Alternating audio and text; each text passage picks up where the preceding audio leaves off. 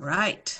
I think we have a good crowd here to begin with, and then if there's more people, I will invite them back in. As I mentioned, there are a few new people here, so I'd like to give just an introduction of myself, about the program as well, and then hand it over to Tanuja. That's how we're going to be doing the meeting. So since we have a few kids and who are new to this program. So hello, and welcome everyone to a place where youth find their inside voice. And they pretty much, this place is where youth try to become the leaders of tomorrow, and they do such a phenomenal job of that. I have been privileged to teach public speaking and leadership, provide leadership training and soft skill training every week through this particular organization called iLeap.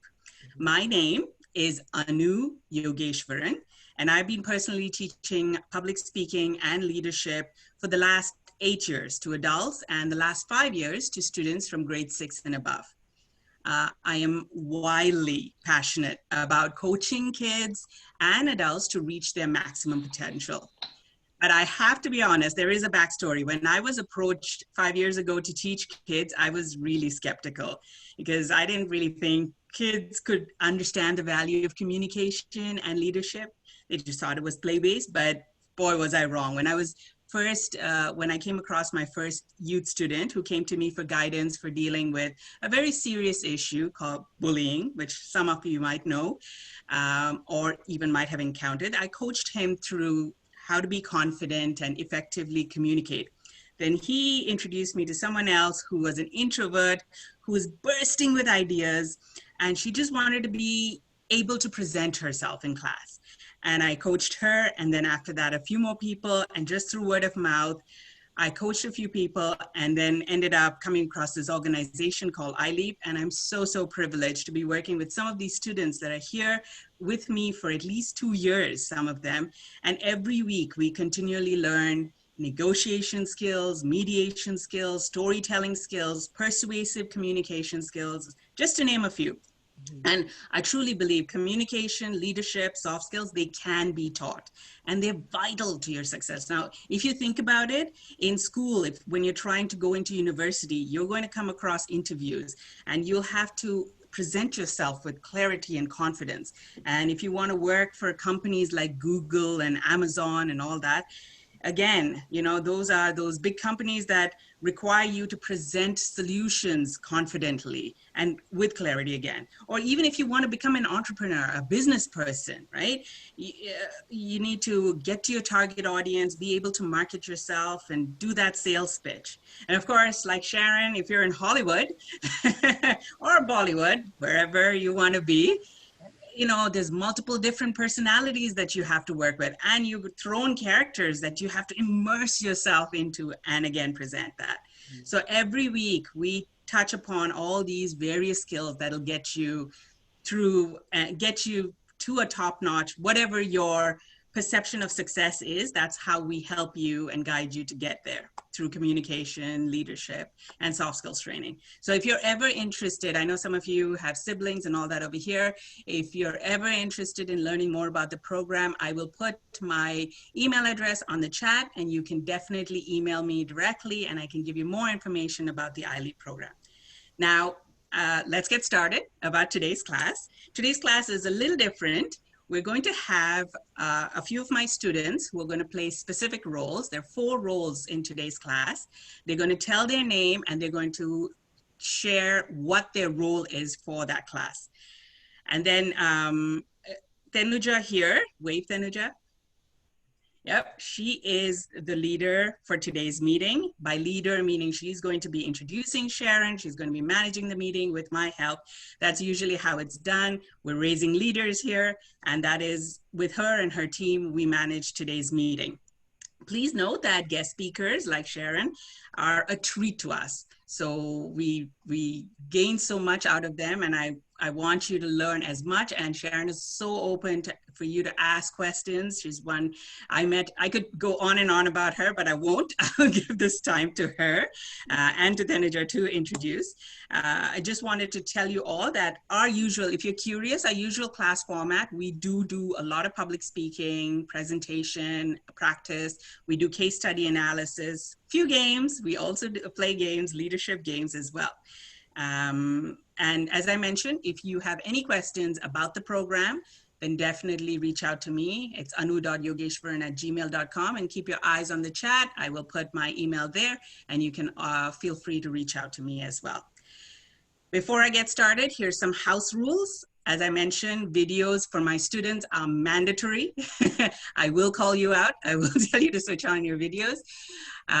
For the rest who are joining us, I would encourage you to switch on your videos because that's how you get to interact. This is a safe place, no judgment zone, right? Please keep your audios on mute. And when it's time to ask questions, Sharon will give you opportunities to ask questions. I will be moderating this panel. Feel free to unmute yourself, ask the questions, and mute back. If you are shy at any point, if you're shy to ask the question, feel free to use the chat channel. That's what it's there for. Feel free to use the chat channel. And I will, on behalf of you, ask Sharon the question as well. So without further ado, I will give this to Thanuja to go ahead and introduce, and then we shall get the meeting started. So Thanuja.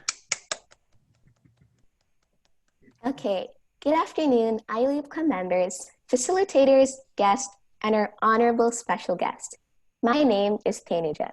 I'm very pleased to be the chair of this meeting. As a chairperson, my duty is to ensure that the meeting is being conducted according to the agenda, and that the members uphold the values of the club. In order to conduct the meeting effectively, I have a team of 4 people: the I-timer, the I-grammarian, the I-filler counter, and the I-finds master. And next, I would like to introduce them. So first up, I would like to call upon our I-timer, Shangeet.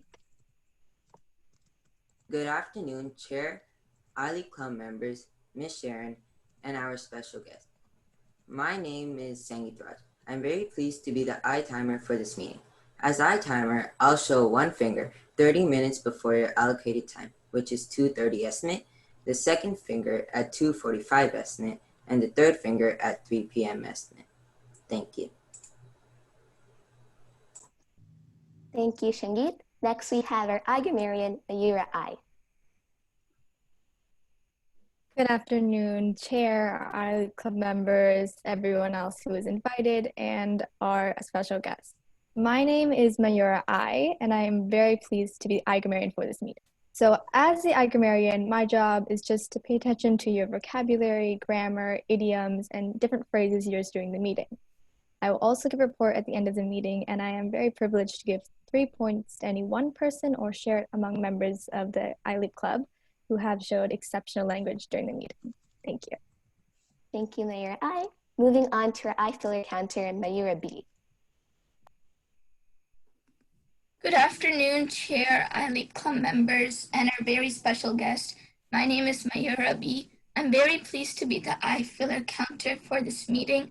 As an I-filler counter, I will take note of your filler words such as so, you know, and right, as well as subject repetitions used by the speakers. I will give a report at the end of the meeting. Thank you, Mayura B. And last but not least, our I-finds master, Sharon. Good afternoon, Chair and ILEAP Club members, along with our special guests.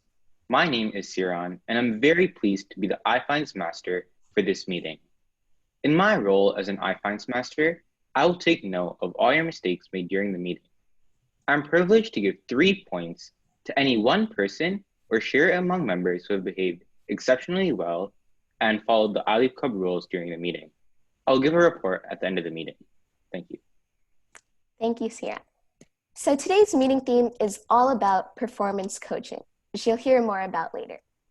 Now, the meeting is usually divided into the following 7 sections: prepared speeches, prepared presentations, I think on my feet, case study, I quiz, I story and joke, and evaluations. However, today our special guest has graciously offered to coach and inspire us all for the full length of the class. I am honored to introduce you all to our very special guest, Sharon Muthu. Guys, thank you so much. My goodness, what a welcome. I'm so honored to be here today.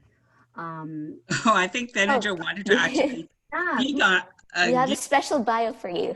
Oh, take it away. I'll just sit back and enjoy. Go for it. Yes. Now, don't be scared when you see her resume, but Sharon is someone who definitely has quite the impressive resume. Born in Chicago, then following her dreams to Hollywood, Sharon Muthu is an actress, voiceover artist, singer, and trained Bharatanatyam dancer. So basically a professional in all the performing arts.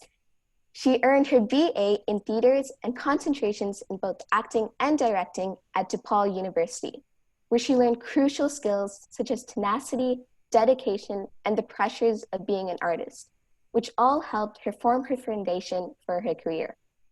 Now, you may have recognized her in a number of popular American TV shows, and I mean popular shows, including Grey's Anatomy, Modern Family, Criminal Minds, Glee, and many more.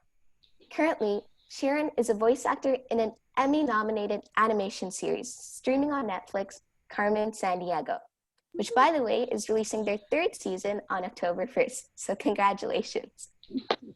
She's also voiced roles in the universes of Curious George, Johnny Bravo, and numerous top video games, including Call of Duty and Marvel's Iron Man VR experience. While Sharon is heavily involved in the Western world, she's also strongly passionate about representing her South Asian and Tamil culture in mainstream Hollywood entertainment.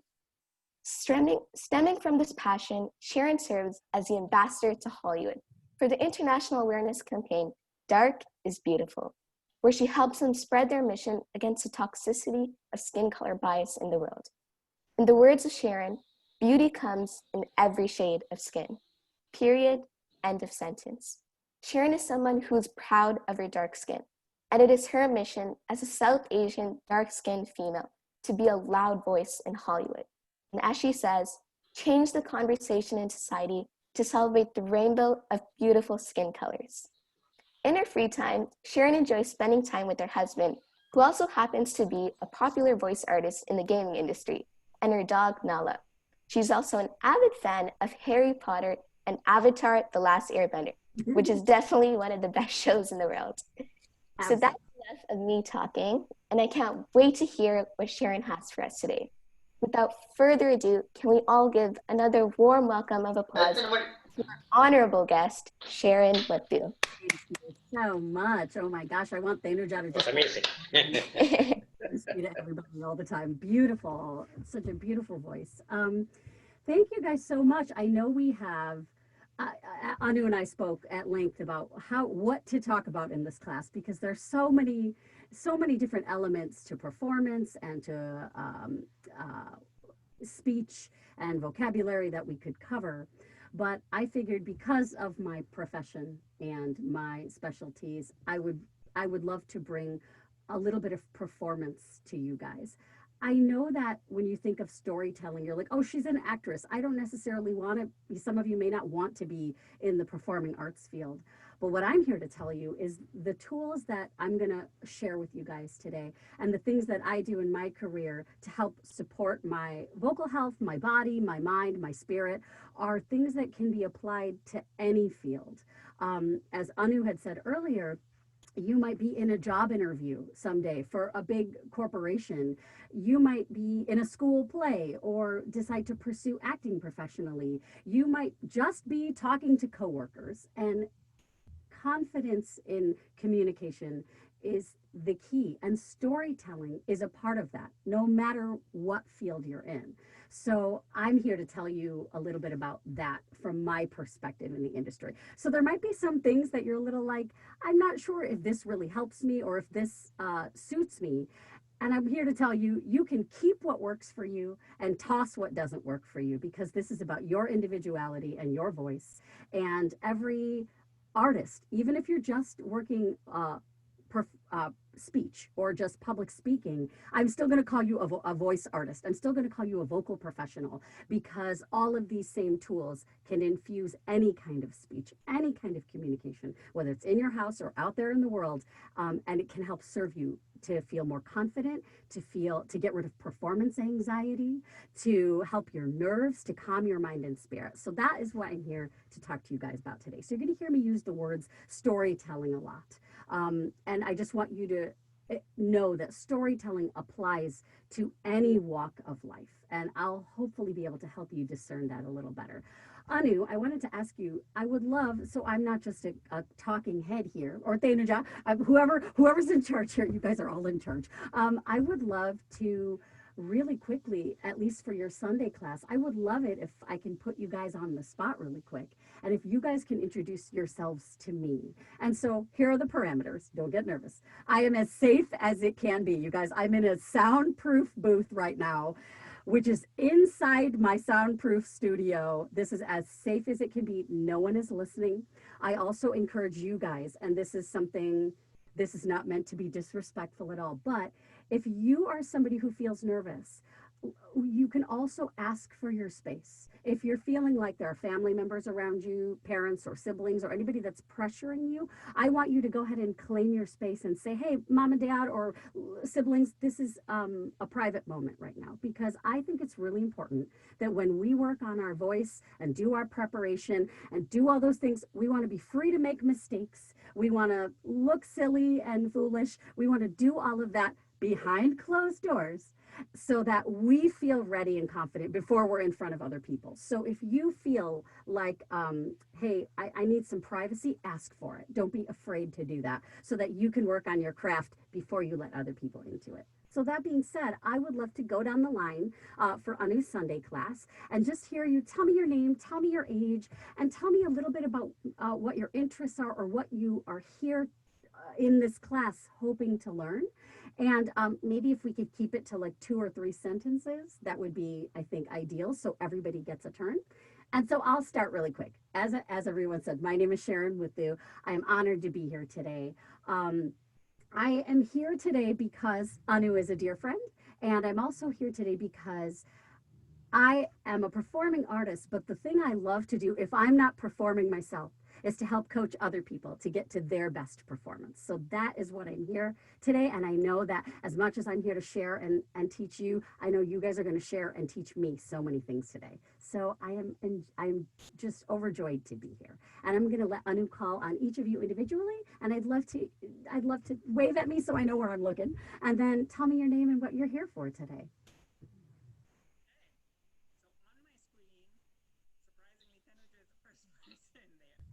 Anu, can you speak louder? I think you're muted. Yeah. Your microphone is very low. Low, yeah, volume. The microphone, or she muted? You still really. No, it's We the can same. hear. You are not on mute, but yeah, it's very low.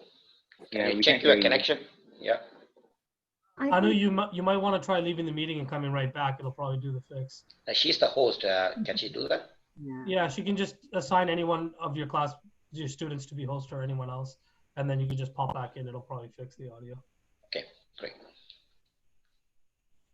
No, we are not hearing you. No. You're not on mute, so we can't hear Anu, you. maybe you could type in the chat. Oh, she has to speak. Oh yeah, just for now. Yes.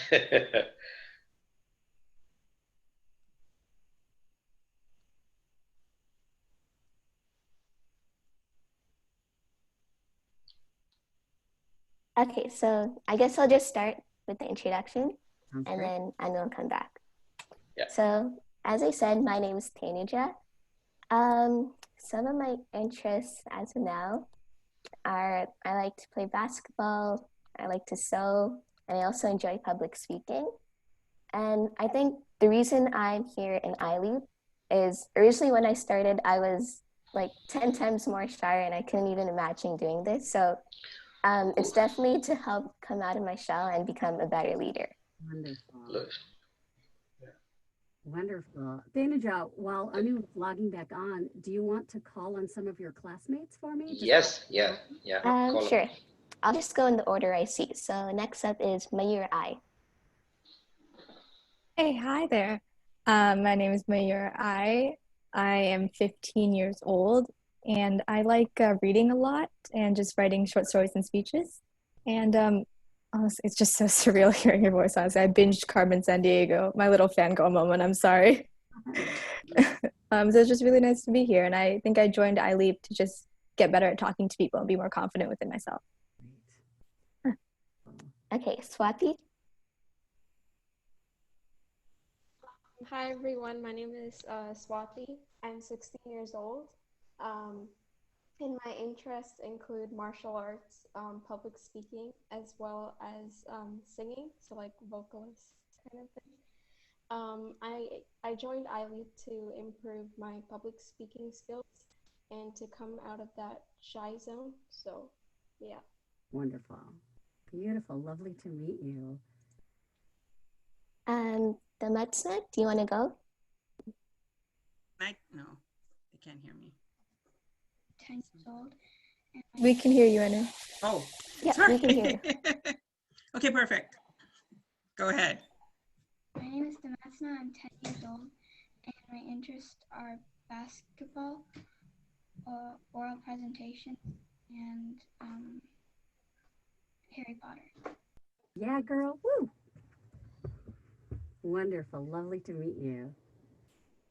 Sin? Hi, my name is Nitin. I'm 13 years old. My interests are basketball, video games, science, and math. Wonderful. Thank you for that. I love hearing all your voices. This is so wonderful. Zin?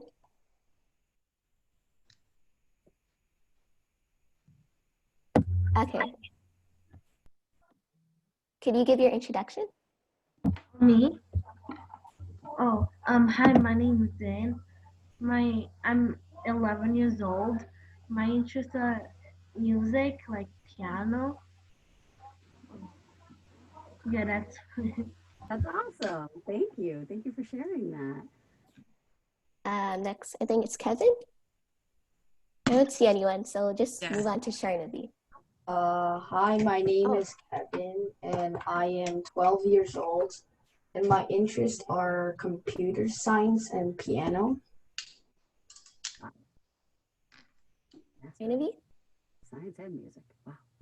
Hi, my name is Sharnavi. I'm 11 years old, and my interests are doing yoga, drawing, and I like to read books.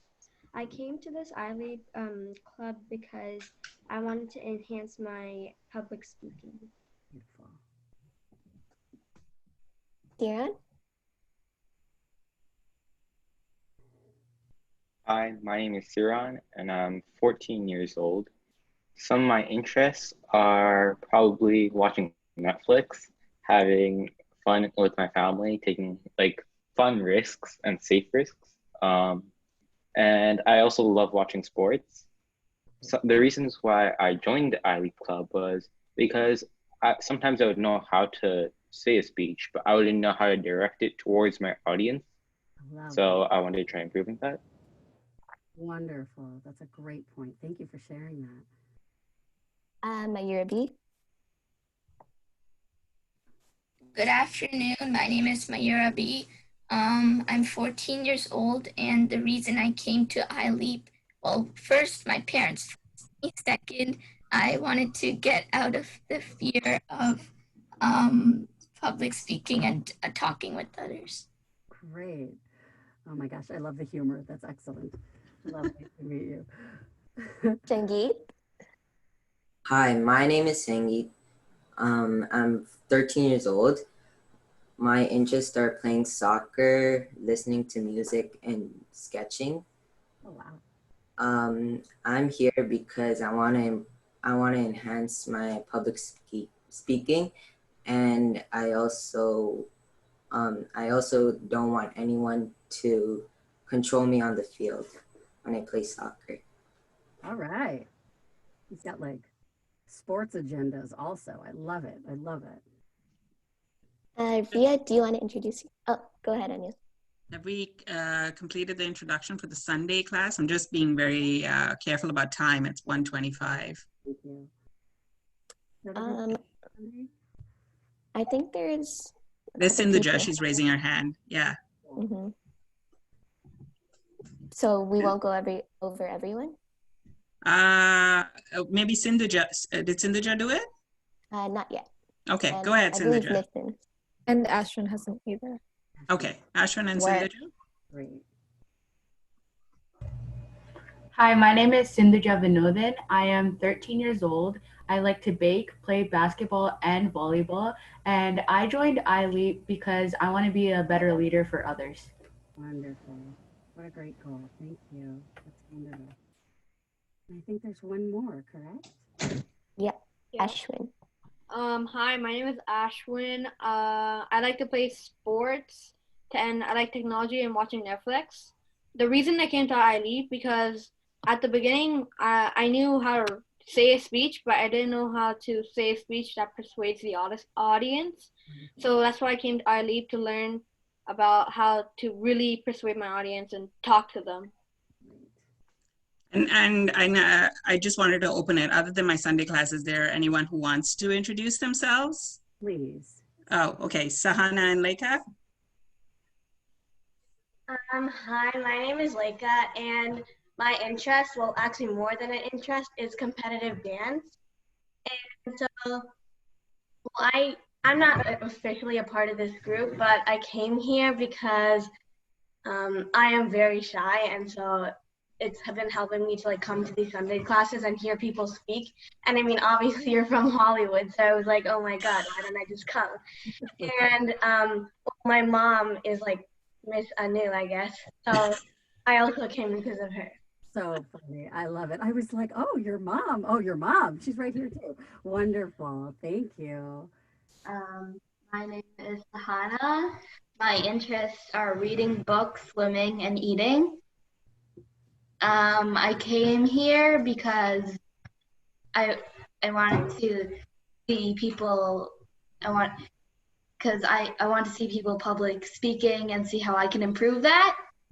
And again, my mom is Miss Anu, so yeah. I love it. I love that. I love that eating was on the list of things that we enjoy. I'm like, me too, girl. Me too. Yeah. Thank you guys so much. But I'm a picky eater, so yeah. Me too. Me too. Is that everybody that wanted? Is there anyone else who wanted to introduce themselves? No. I can quickly go over quick. Yes, very privileged to meet you, Sharon. I heard a lot about you, and thank you, Anu, for organizing this one. As usual, as Sahana and Lega said, it's actually someone from Hollywood. Oh, come on, I need to meet them. This is the kind of trip, right? And also, I'm Dr. Sivas Premji, one of the co-founders of this program, based in Ottawa, Canada. Nice to meet you, Sharon. Kids, you will learn a lot from her. And Anu, please continue. I may have to step out early because, as I said, Anu, but very pleased to meet you, Sharon and Anu. Great. To meet you as well. Thank you for having me. Wonderful. Oh, and I think there's a couple more hands. Yeah, I see Naren. Everybody's getting old. I love this. You're all inspired with each other. It's wonderful. Thank you. My name is Noreen. I currently go to iLeap Club with Madan. He's one of my facilitators. I came to iLeap Club because I wanted to help get my point across when I was talking to someone. I wanted to improve how many filler words I'm using. I take interest in a lot of subjects: chess, math, English, science, finance, climate change, renewable energy, a lot of things. Thank you.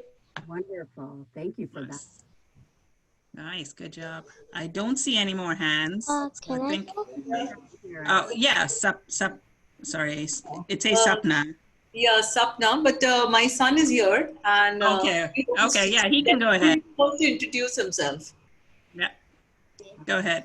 My name is Neil Chauhan and I am from India and I am 9 years old and my hobby is to play football and read science books, and I am here because I want to be confident stage.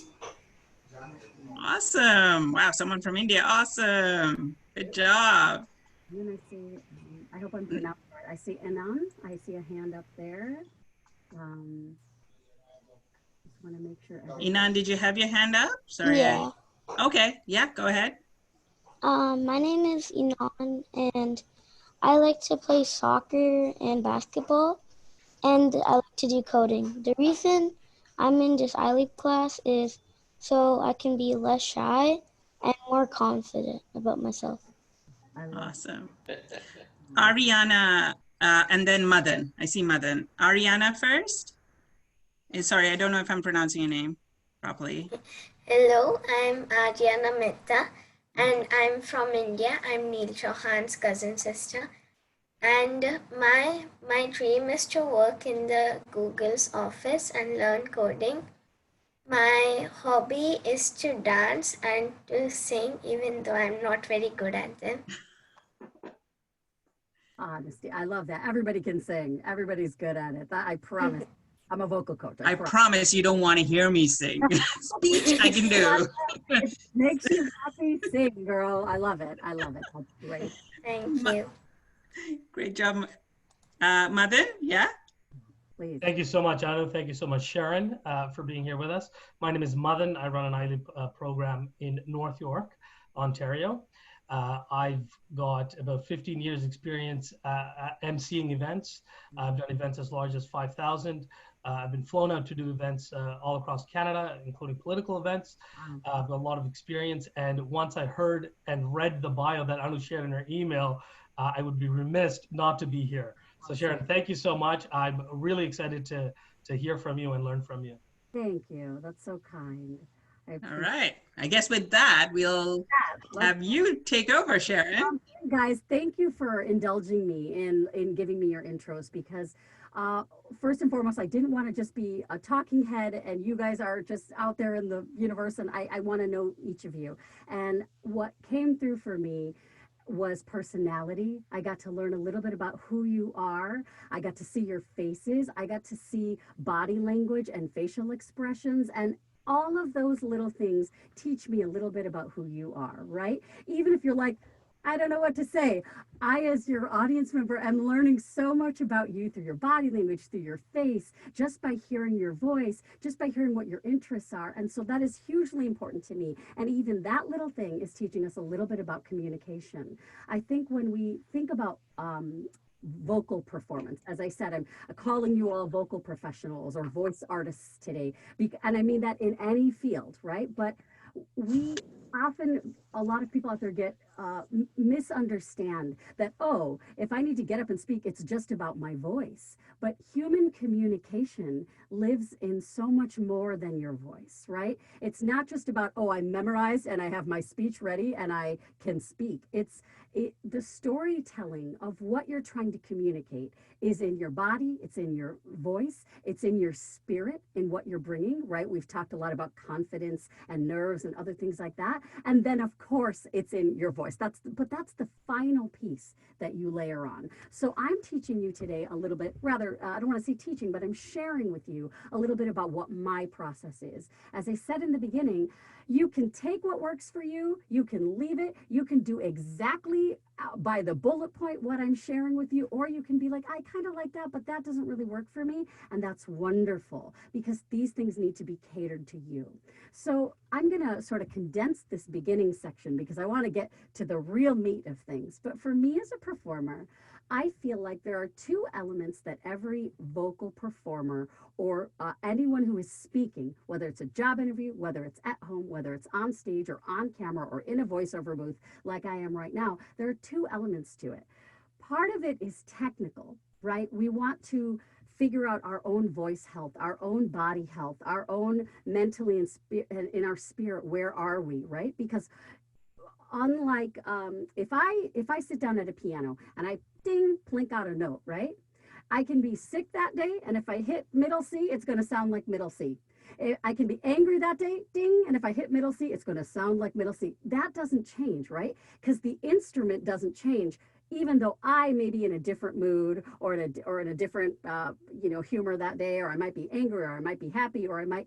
But when it comes to speech, you are the instrument. You and your body and your voice are the instrument.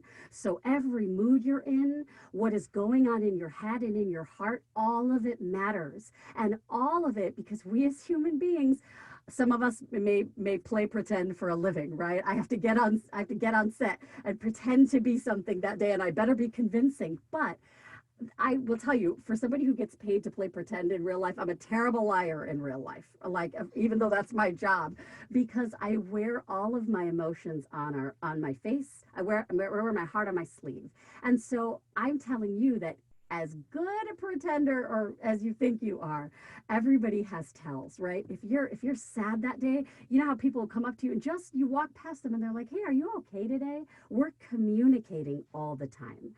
So for me, the place I start is with the essentials, which is the technical stuff. And that's why I gave you guys, I think Anu shared with you some of these handouts that are my sort of very, very condensed versions of what my process is. I've been teaching, I have taught singing voice coaching for the better part of 20 years, in addition to my own career. And something that I think a lot of vocal coaches, whether it's speech or whether it's singing, forget about is the importance of warm-ups. For me, they are my secret tool in the little, toolbox that I have as far as performance. And there are a few reasons. Obviously you want to you wake up first thing in the morning. I don't know about you. When I wake up, my voice is like many pitches lower than my normal speaking voice. I wake up, I sound a little funny. Sometimes California has terrible like wildfires going on and I've got allergies and all of that stuff sits right first thing in the morning. I'm just using that as an example. So you want to literally warm up the voice. But in my process, it's 3 parts. First, I start with the mind and the spirit. Then I start with the body. Then the last thing I add on is the voice. And so why warm-ups? You are talking about reducing muscle tension. We talk about performance anxiety and nerves. Some of you guys talked about how you wanted to build confidence in your speech. Well, you guys ever practice your speeches or your things in a room quietly by yourself, and somehow when you get in front of people, you're like, darn it, I did it so perfect when I was by myself behind closed doors, but suddenly I'm in front of people. What the heck is happening? Well, I will tell you, part of that is our psychology, right? But part of that is literally the body, guys. Our bodies are a series of muscle systems that are domino affecting each other, right? So what happens? The minute I get nervous, I'm speaking just about what happens to me. The minute I get nervous, whoo, I got a little pit in my stomach and my heart starts to race.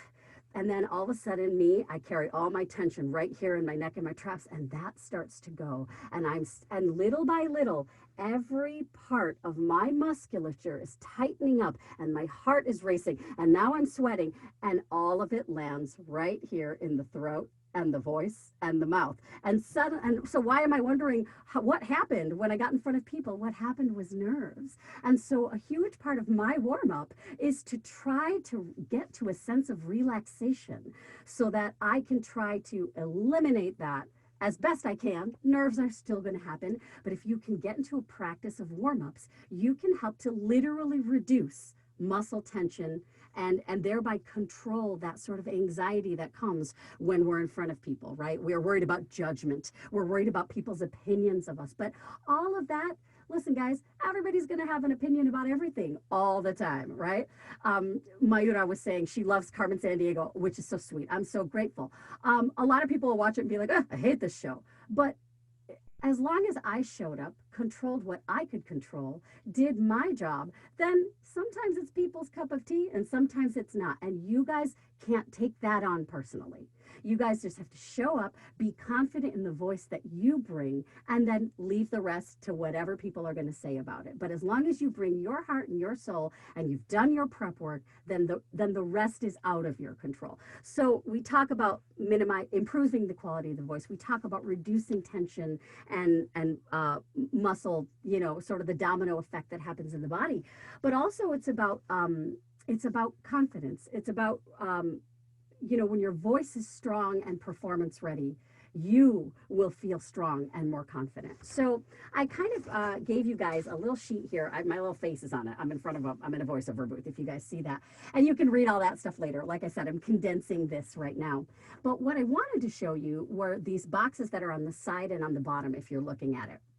And what this is this is based on literally what I do. You guys, I did this morning before I came in here, because for me, even though this is a safe space and we're privately in our homes and otherwise and just talking to each other, I knew that I was going to get up and be in front of you and need to be able to share confidently and to enunciate and articulate confidently. So I went through this exact process, no joke, before I came into the booth today to talk to you guys. So the first thing I do, and this is just the first step for me, take it or leave it, I get relaxed and I get focused, because if I want my body and my voice to work, my mind and my spirit have to be there. And what that means for me is sometimes I will lay flat on a bed or on a floor, because when you're in that laid out position, your muscles are as relaxed as they're going to be, right? The minute you sit up or you stand or your certain muscles are tensing. But the most relaxed we're going to be is when we're actually laid out on the floor. And that is where I will shut my eyes and I will do some meditation, or I will do some visualization, or I will just do kind of like a yoga exercise where I breathe in. I feel the lungs expand. I feel my body expand, and I just get focused and connected on the task at hand. Visualization for me, though, of what I have written here is the biggest key for me. What I like to do, and it may work for you and it may doesn't, but it may not, but it works for me. And that's that I like to imagine whatever the public speaking or performance thing I'm about to go into, and I like to visualize it going exactly as planned. Now, in real life, there is no such thing as anything ever going exactly as you plan, guys. Rule number one, no matter how you can think of every scenario that might go wrong, but I promise you there will be 40 scenarios you didn't think of, and they'll all happen, right? That's the way performance is, right? But for me, it brings me peace and it brings me calm to just imagine, like, for example, if I'm going on set, I will lay on the floor. I will let my muscles relax. I will breathe deep into my lungs and into my diaphragm. And I will just envision, I walk on set. My wardrobe and my hair look amazing, because they're going to make you get into the wardrobe trailer at 5 o'clock in the morning and all these things. And, and so I'm like, I look wonderful. I feel confident. I'm prepared. I walk on and I deliver everything exactly. And I just imagine it, it's like a little daydream. But what it does is it puts me in the right frame of mind. It actually gets me focused on the task I'm going to do. It gets me focused on my voice and my relaxation. And it gets me focused on what it would feel like if I confidently went on set and it went exactly perfect as how I wanted it to go. That's where I start. Because then when I finally get up to do step number 2, I'm in as relaxed and focused a place as I can be. So this is a very important part of my warm-up every time I perform. Then I add the body. So once I'm in that relaxed state and my mind is clear and I'm focused, I will get up and I will start to do some light stretches, literally like the stuff you do at the start of gym class, before you do a sport, because it isn't just the voice. The whole body is involved when you perform, right? At the very minimum, waist up, right, guys? At the very minimum is involved. So I'm stretching everything out. I know best where I carry my tension, right? Some of you guys might be like, "Whoo, the minute I get nervous, my back hurts." Oh, you know what? The minute I get nervous, my tongue is like a noodle. It doesn't work. Like, you might have your own specific things. For me, it's tension, and for me, it's tongue. That's why I mentioned it. I have to really work that stuff out. So I will start to do some stretches. I will start to do some light exercise and movement, trying to maintain that sense of focus. And then I will start to add the vocalizations only once I feel like my body is a little bit warm. This all may seem like you guys are young and beautiful and you probably roll out of bed and sound amazing. But I will tell you, as age starts to hit you guys, it starts to be, who's laughing over there? It starts to be less and less perfect the first thing in the morning. So these become a practice that I set. Even when I was young, I would wake up and I didn't really need it, but I would do it anyway, because what I was doing was building habits that I could go to for the rest of my life. every performance. And as I got older and as my career changed and I had different needs depending on what I was doing, my warm-up shifted, right? There are things you can adjust it to yourself because we're humans and we're always changing and evolving. So you can add stretches, you can add vocalizations, you can take things away. Oh, you know what? I don't have that much time to warm up. I'm going to cut my visualization short, but I still, whatever the changes are you make, I still do all three of these sections as part of my warm up. And only at the end, when my mind and my spirit are focused, when my body feels a little warm, I'm getting a little, maybe a light sweat, maybe I'm just like, I feel loose, I feel all of the muscles are ready to do the job. Then I add the voice, you guys. And I know that sounds crazy because you're like, but I'm a vocal performer. I'm giving a speech. The voice is the most important thing. Believe it or not, the voice is the last part you add on. And that is really, truly has always worked for me in my career. The voice for me doesn't work. The storytelling and the communication is not there if the first two, if the mind and the spirit and the body are not warmed up and focused and ready to go. And then we do a touch of sound. And that's where I gave you guys a little bit of these hilarious vocal exercises. That's like this other handout I gave you. I literally, and you guys can try some of these just on your own as you're listening and talking, but like I literally do. Okay, so as I said, this is a safe zone, guys. Besides, I told Anu this morning, besides somebody keeling over and passing out in my voice room, there is nothing people have not done in front of me and nothing phases me. No judgments, super safe zone, okay? And no judgments out of each other, right? We're all here to help and support each other. So no matter what mistakes or stresses or emotions come out from our cohorts, this is our safe bubble. This is our safe group. So we support each other, right?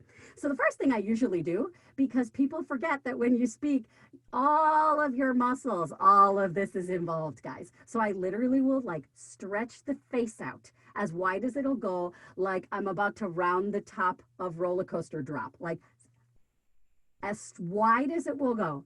And then I tighten as tight as it'll go, like, ew, something sticks in here. Something stinks in here. So it's like stretch wide, tighten tight, stretch wide, tighten tight. And then I literally will come in and wake up the face muscles. Guys, if I was telling a story and I was like, 'twas the night before Christmas and all through the house, not a creature was stirring, not even a mouse. Are you captivated right now? No, because nothing is happening on my face. I'm just saying memorized words, right? So you have to make sure that all of these face muscles, forehead, temples, cheeks, jaw, sinuses, I kind of imagine like I'm chewing world's biggest gumball. These are my face and my lip and my tongue exercises that I'm teaching you guys. And this is the way when I get to the out of mind and body into voice, I always start with these. And then I literally flutter tongue and lips, like, right? I add a touch of sound. I take a huge breath. And if you can't roll your tongue or flutter your tongue or your lips, that's okay. Don't feel bad. Just stretch things out as best as you can. But I literally will take a huge breath and hold these. And I want to show you guys something. And this is something that I show all my voice students, my singing voice students. But what I want to teach you guys is the six-sided box breath. Now, I know if you, some of you may be singers, some of you may not be, but I'm sure all of you have heard people say, breathe from the center, breathe from the diaphragm, take a singer's breath, and there's all these words. And you're like, oh, okay. And in your mind, you're thinking, I don't really know what that means, right? So I'm here to demystify that for you, right? So what I call that is the six-sided box. And this is what people mean when they say, take a diaphragmic breath or breathe from the center or, a singer's breath. That's what this is. So I imagine like if I took a big machete, no, non-violence, but this is just for the interest of the exercise here, and I chopped myself right where my rib, like the bottom of my rib cage is. That's where your diaphragm lives, guys. And your diaphragm, as far as muscles, is super important to your breath support. Okay, you guys know when you hiccup, the muscle that's freaking out in there when you hiccup, that is your diaphragm muscle. So it's like we're usually not aware of it unless that's happening, right? But if you imagine like that spot, right, kind of where your rib cage meets, if you chopped yourself in half, like this way, there, that is the top of what I call the six-sided box.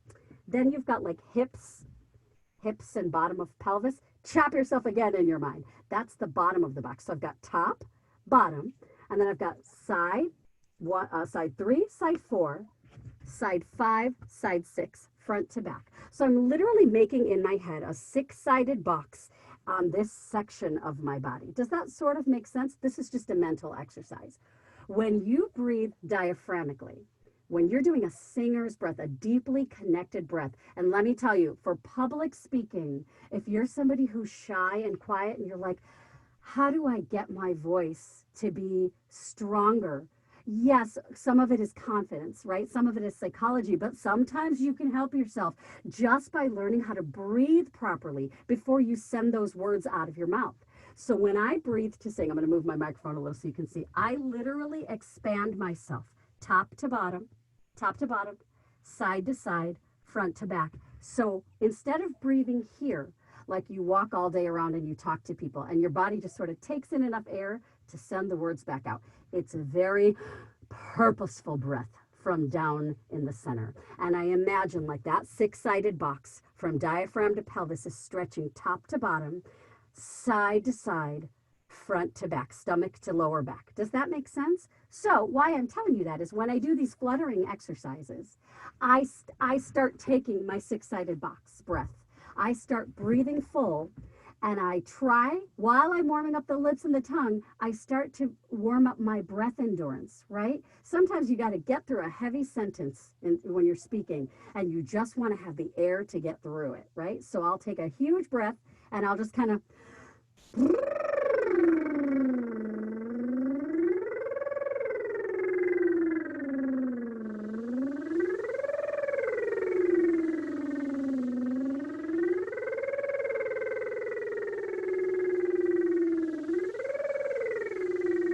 right? You're all laughing, right? Because wow. That was long. But what all that is, guys, is me practicing this kind of breathing over and over and over for the better part of the last 20 years. And I'm not kidding you when I tell you, having that breath support as a singer or a speaker gives me so much confidence. I'm not going to run out of air. You hear me and I'm like, hi, guys, when I breathe. Hi, guys. The air, the connection to my breath is coming from a deeper, more grounded place. And it gives me projection if I have to be loud. It gives me confidence. It makes me feel strong and grounded. And it allows me to carry my air. This is not, I'm not magic, I promise. This is just me training that 6-sided breath over and over and over to build that breath supply that I have to pull from when I speak.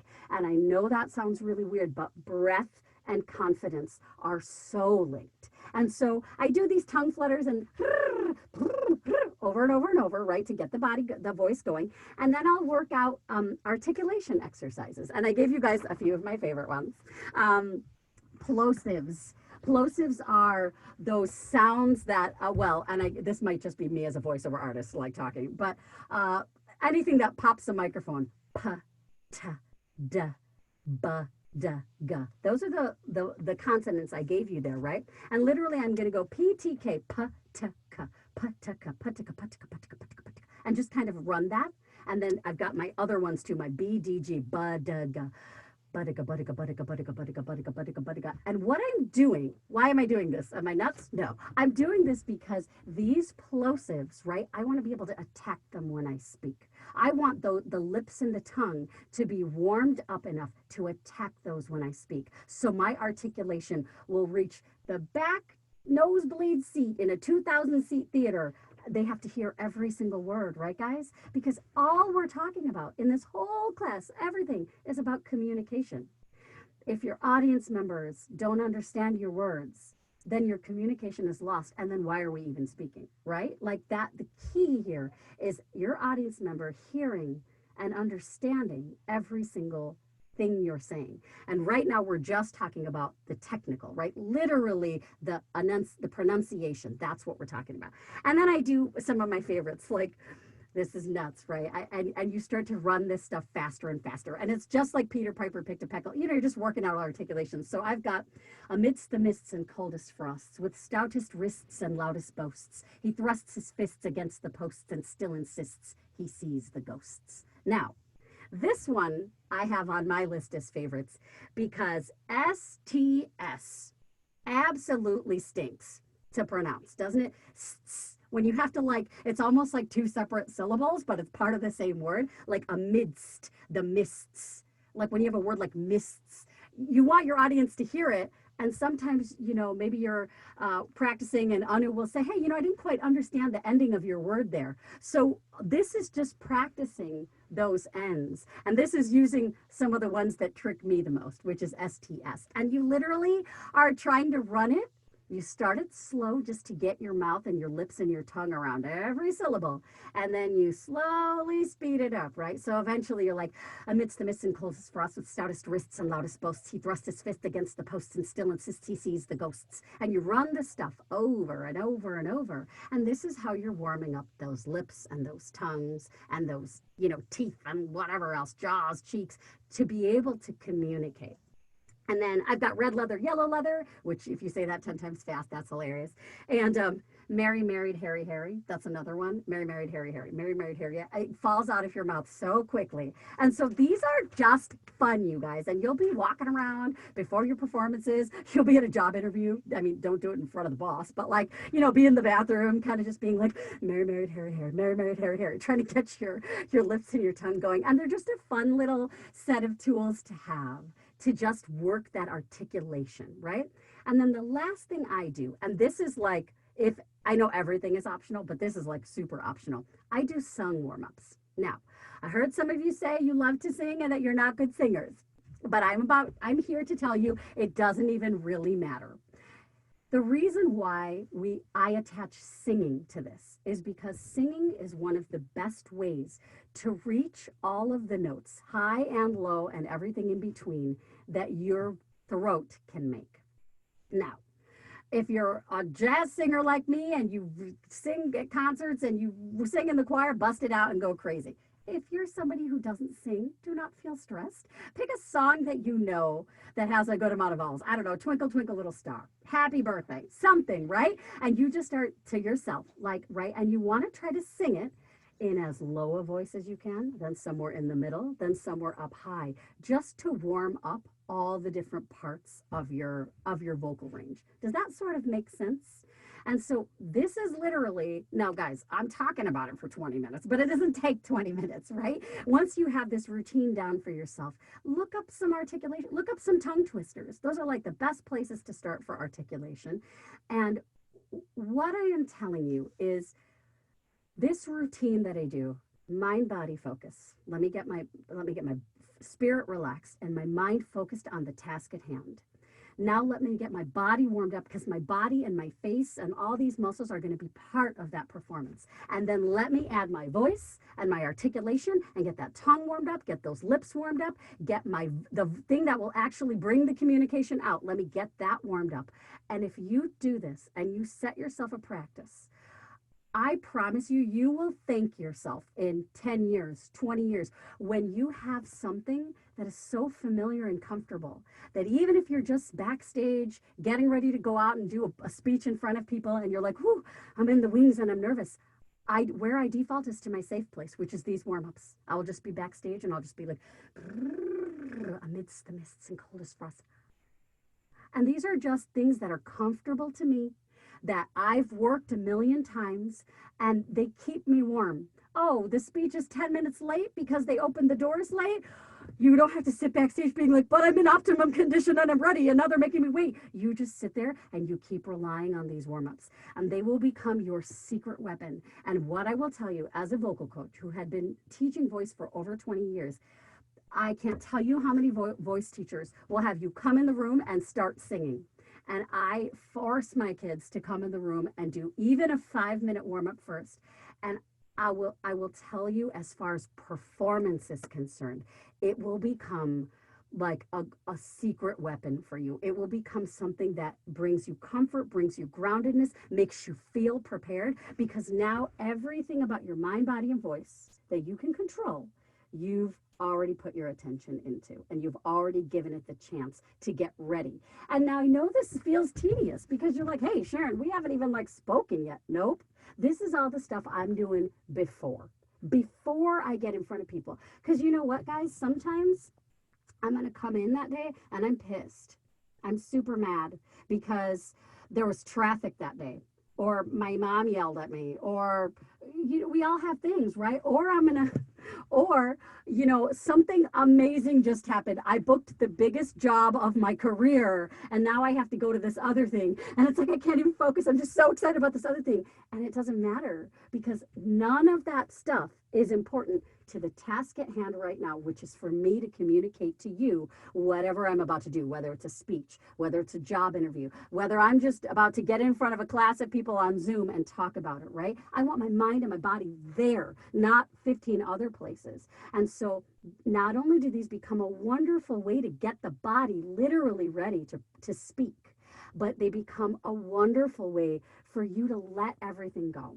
At DePaul Theater School, they would always tell us, when it comes to performance, and I know this is hard because we're humans and we can't always let emotions go from the other stuff that's going on in our lives, right? But they always taught us, you guys, when you walk into the theater, so I'm going to apply this rule for you guys to when you walk into your performance, whatever that vocal performance is, you got to leave the other stuff at the door. That's what they always used to teach us. When you come into this theater, guys, like this is what they used to say to me in theater school. When you come into this theater and you're, getting ready for a performance, it's not just you, right? Me coming into this class today, for example, this isn't just about me. I'm like the least important thing here. This is about you guys. Anu has put a ton of work into this class. The organization has put a ton of work into getting this ready for you. All these people are dependent on you doing your job, which is to communicate effectively. Anytime there's a performance involved, anytime there's a speech involved, right? So you have to be able to be present for everybody there, no matter what is going on outside the door of wherever you're doing your vocal performance. So for me, warm-ups are the way that I ground myself. Now, I'm going to ask you guys to pivot a little because I'm not kidding you. I'm a kind of a dork about this stuff. So like I really loved putting this together for you, but I've never written it down. But I made you guys a checklist. So I just want you to know these other handouts, they've gone to a bajillion people. But this is like a Anu's class specialty here, this checklist. I have never shared this with anybody in quite this detail. And so this is my gift to you guys. This is my checklist before I do any performance. This is what I do. So I wanted to go, and what we're doing right now is we're pivoting. This is my segue, if you will. We're pivoting from the first part, the first half of what is important in vocal performance to the second half, which to me is the more important part. So I use this checklist as a kind of way, these are my like 10 boxes that I make sure I've paid attention to before I'm even getting to the warm-ups. And you'll see warm-ups are actually like number 9 on this thing. Remember I told you guys the voice is the last part I add. But I want to talk to you about this stuff because it's super important to your health, to your safety, and to your success whenever you're speaking. So first and foremost, guys, I'm just going to go down the list here, the box here, and check some checklists off our checklist. That doesn't make sense. Check some boxes off our checklist.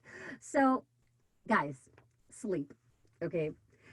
Remember, as I said before, your body is your only instrument when it comes to any kind of vocal performance. You must allow your body the proper rest and recharge before your big day if you want to be successful. Now, I am someone that has always had performance anxiety. It's a little less now, right? I've been at this some years, but I have always been the type of person, even now, if I've got a big TV gig the next day, the night before I can't sleep, use some of the techniques we talked about in the warm-ups. Lay in the bed and visualize, because you'll be surprised how quickly you do fall asleep, even when your mind is spinning and you can't get past your nerves and your anxiety. But I will tell you, rest is crucial, guys. For not just the fact that you want to be like rested and ready, like literally sleep takes away from your ability. Like if you have a lack of sleep, it can affect your ability to memorize. It can affect your ability, your like musculature slows down. So all of a sudden articulation might be tricky because the face is tired and the lips are tired. And does that make sense? Like sleep is literally affecting your success. It's essential like to your success. The big one for me is memorization. If I don't get sleep, my brain is foggy.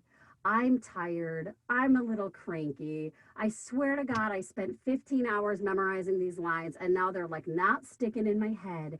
And that will start to domino effect because, oh my God, I can't remember my lines, will start to make you more nervous. And then all of a sudden, the sleep you missed is affecting your trajectory the next day. And so, number one on the checklist, guys, is sleep. Put yourself to bed early if you know it's going to take you a long time to go to sleep because you're like super wired up and can't get calm about your performance the next day. So whatever you have to do, visualize, meditate, play music that soothes you. Make sure the temperature is just right in your room that makes you comfortable. If your dog is your best cuddle buddy, go get him and put him in the bed with you. Whatever it is to bring you that peace to really, really sleep. I cannot tell you how important that one is. These are all important, but we forget about sleep. We kind of push through things, even if we miss sleep when we're tired. But I will tell you, you will optimize yourself if you can rest. Health check. This one's hard. This one's a little elusive because I ask myself at the day of things and the night before, like, how do I feel? Am I ill? Am I well? Does my throat hurt? Or am I doing like great and I'm all ready? Whatever that is, you just check in with your body because all of that is not only, especially in these COVID times, guys, like if you're ill, don't go to the performance. You know what I mean? Don't get up in front of people. But that being said, you want to take stock of where your body is the night before, the day before your performance, and the day of, so that you can adjust any of these other things to serve you better, when the actual speech comes. I got a job interview or I'm giving a big presentation at work and I work for Google. Like I would do that the day before. I would kind of be like, am I ready? How does my health feel? Am I ill? Am I sick? Are there any steps I can take to make myself feel better? Are there things I can do or medicines I can take or food I can eat or drink that will bring me to a better health situation before I perform? Hydration, as Anu takes a bottle. Oh, you guys, you think I'm kidding? Do you see the size of my bottle here? I'm not kidding, guys. Hydration. When I tell you, you guys, the body is like 65% water or something. It's insane. We are just like giant pieces of celery walking around. We're mostly water. Celery with emotions, but it's true. And so, and this one is interesting. Of that 65% total body, the lungs itself, guys, are 83% water. Breath is the key to good speech and to confidence and grounding while you speak. So you better hydrate those lungs. Do you know what I'm saying? Like you have to make sure you are taking in a ton of water. If you are someone that doesn't have like you can't stop in the middle of your speech or in the middle of your job interview to like take a drink or in the middle of your presentation at school, just make sure that you hydrate a ton before. You know what I'm saying? And like just it's fluid. It's going to rinse toxins out, right? You want to make sure that those parts of your body, the heart, the lungs that require so much water to work and live are hydrated. And then something to know, this is kind of silly, but room temperature water is actually best for vocal performance. Extreme temperatures. Now, that's not to say you can't have a hot cup of tea or like a nice cold water. If that is your boat, do it. But from a very like scientific place, room temperature water is actually the most conducive to the vocal cords. Any extreme temperatures shock the vocal cords, and this is a silly thing, but it can literally like alter the way they are a little bit. They can stretch a little, they can inflame a little, if you're talking about optimum throat health, you go for room temperature water because the water goes in at the same temp as or close to the temp as the body, and it gives you that hydration without overheating you, shocking the cords, or freezing you out. So if you want to do like optimum health, that's why anytime I go into a voiceover booth, I go into a singing performance, if they know what they're doing, they'll come up to me and they'll be like, hi Sharon, would you like some water? And I'll be like, yes please. And they'll be like, cold or room temperature? That's literally a question because they know that most vocal professionals, voiceover artists, singers, we're going to ask for room temp 9 times out of 10. So that's something to know. And then food or drink. So guys, remember I told you about performance anxiety. I cannot eat before a performance. I get so nervous and then it sits in my stomach like a lead brick and it freaks me out, right? So but that doesn't mean I should starve myself that day. So what I will tell you is usually it takes 2 or 3 hours, right, for food to process through the body and like be digested. So eat. Just give yourself the time, if you're someone who has a nervous stomach, to get the, the let out before you actually get up in front of people and perform.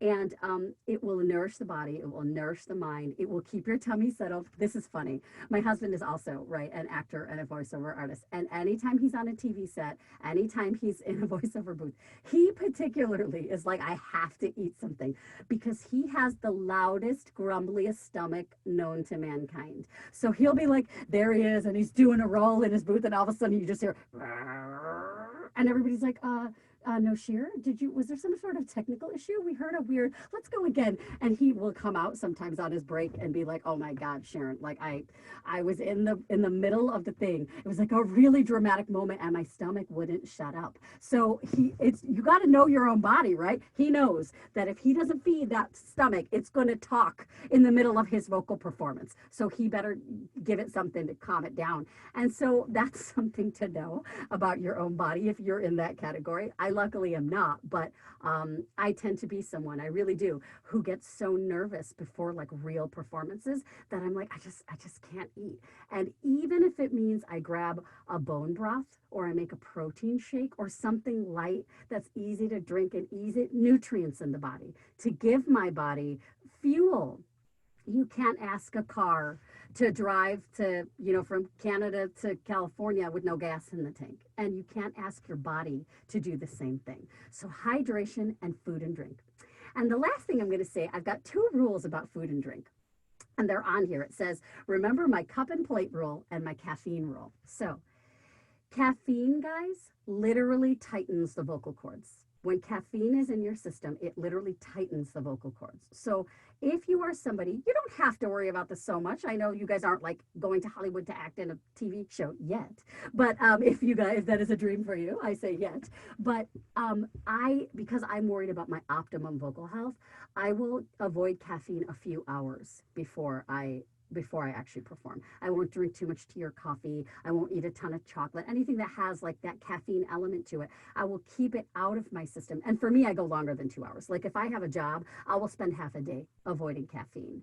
And I will try to use water to hydrate myself and get my brain going. Good food, protein shakes, other things to fuel the body without needing that boost that like caffeine gives. And the cup and plate rule is this. And this is particularly important for you guys, speaking, not just singing, but speaking, job interviews, speeches, class presentations, plays on stage. The rule is this, the cup and plate rule. If it is sticky or goopy or heavy or gloppy on the plate or in the cup, it's going to be that way when it hits your vocal cords. So that is why you will hear vocal professionals saying, oh, they avoid dairy before they do performances. They avoid peanut butter. They avoid, right? Because you ever have that? You're like, oh, I just needed a quick bite, so I grabbed a peanut butter sandwich. And now you're like trying to speak and you're like, I'm trying to get the words out. And it's like, it's because if it was sticky on the plate or sticky and heavy in the cup, now you've coated your vocal cords, right? There's no way to swallow something and not have it hit the muscles in here. So you've coated the vocal cords with that stuff, whatever it was. So I'm always thinking about that as well when I'm eating. I make sure that I give a good few hours, that if I am going to eat something that's heavy or more caffeinated or sticky, I try to do it like with enough hours. I'll either avoid it entirely or I'll try to do it with enough hours that I can really take a lot of water in and warm up that voice and rinse it out and get it out of the way before I'm actually in my speech or in my performance. So that is the food and drink section. And then next on the checklist, and you guys can see, right, I kind of go on the left side of the page and then the right side of the page from top to bottom. And they're going in order from the like essential technical stuff to the emotional stuff. And that's where we're headed next. This is the most important part. But let me finish with the technical stuff. Clothes and attire. Guys, if you're going to have a speech, try not to wear clothes. Wear clothes that make you feel good and make you feel confident. Don't wear things that distract you. I've got 200 bangles on my arm, and now they're jingling around like I'm Santa Claus every time I'm trying to speak. That will not only distract you, that will distract the people listening to you. You're in a job interview and you're like, yeah, I would really love to work for Google, ching, ching, ching, ching, ching, over here. Like, don't do it, right? Don't distract yourself. Don't distract others. And don't do anything that constricts your breathing. So anything that's really tight, like don't wear a tight turtleneck. Don't wear like a corset around your stomach, right? That breathing center we talked about. It needs to be free enough to breathe and open and all of those things easily without feeling constricted. However, the one exception to that is sometimes our work forces us. I'm in a play, or I'm on set, or I have to give a speech, but they want me dressed as Santa Claus. I don't know, something. So you have a very specific outfit, right? And they're asking you to wear that outfit. If you have to wear some kind of wardrobe that requires you to that constricts you in any way, practice in it, guys. It's as simple as that. If you have the time, oh, I have to wear, if I'm one of the girls, I have to wear high heels during this speech. Okay, well, don't make the first time you put the high heels on when you go to your speech. Put them on the night before. Walk around in them. Make sure you can walk in them and you don't fall. Make sure they don't trip you. Make sure that your muscles and your legs are used to the pain, or whatever is going to come, the soreness, the blisters, whatever it is. Wear that stuff and practice in it. On set or in the plays or whatever, when I go, if I have a piece of wardrobe, like there have been a couple of times where they've put me in like a tight corset, so this whole part of me is just like Spanx or something, crazy. They will tell me, okay, Sharon, so we're going to give you a call when they'll usually come in a little golf cart to take you from your trailer or your dressing room to set. Oh, we're going to come at like 2:30. Great. So make sure you get in a costume right around 5 minutes, 10 minutes. I will put my costume on at 2 o'clock if they're coming at 2:30, because I give myself a half hour to walk around in that thing and run my lines and practice and feel what it feels like.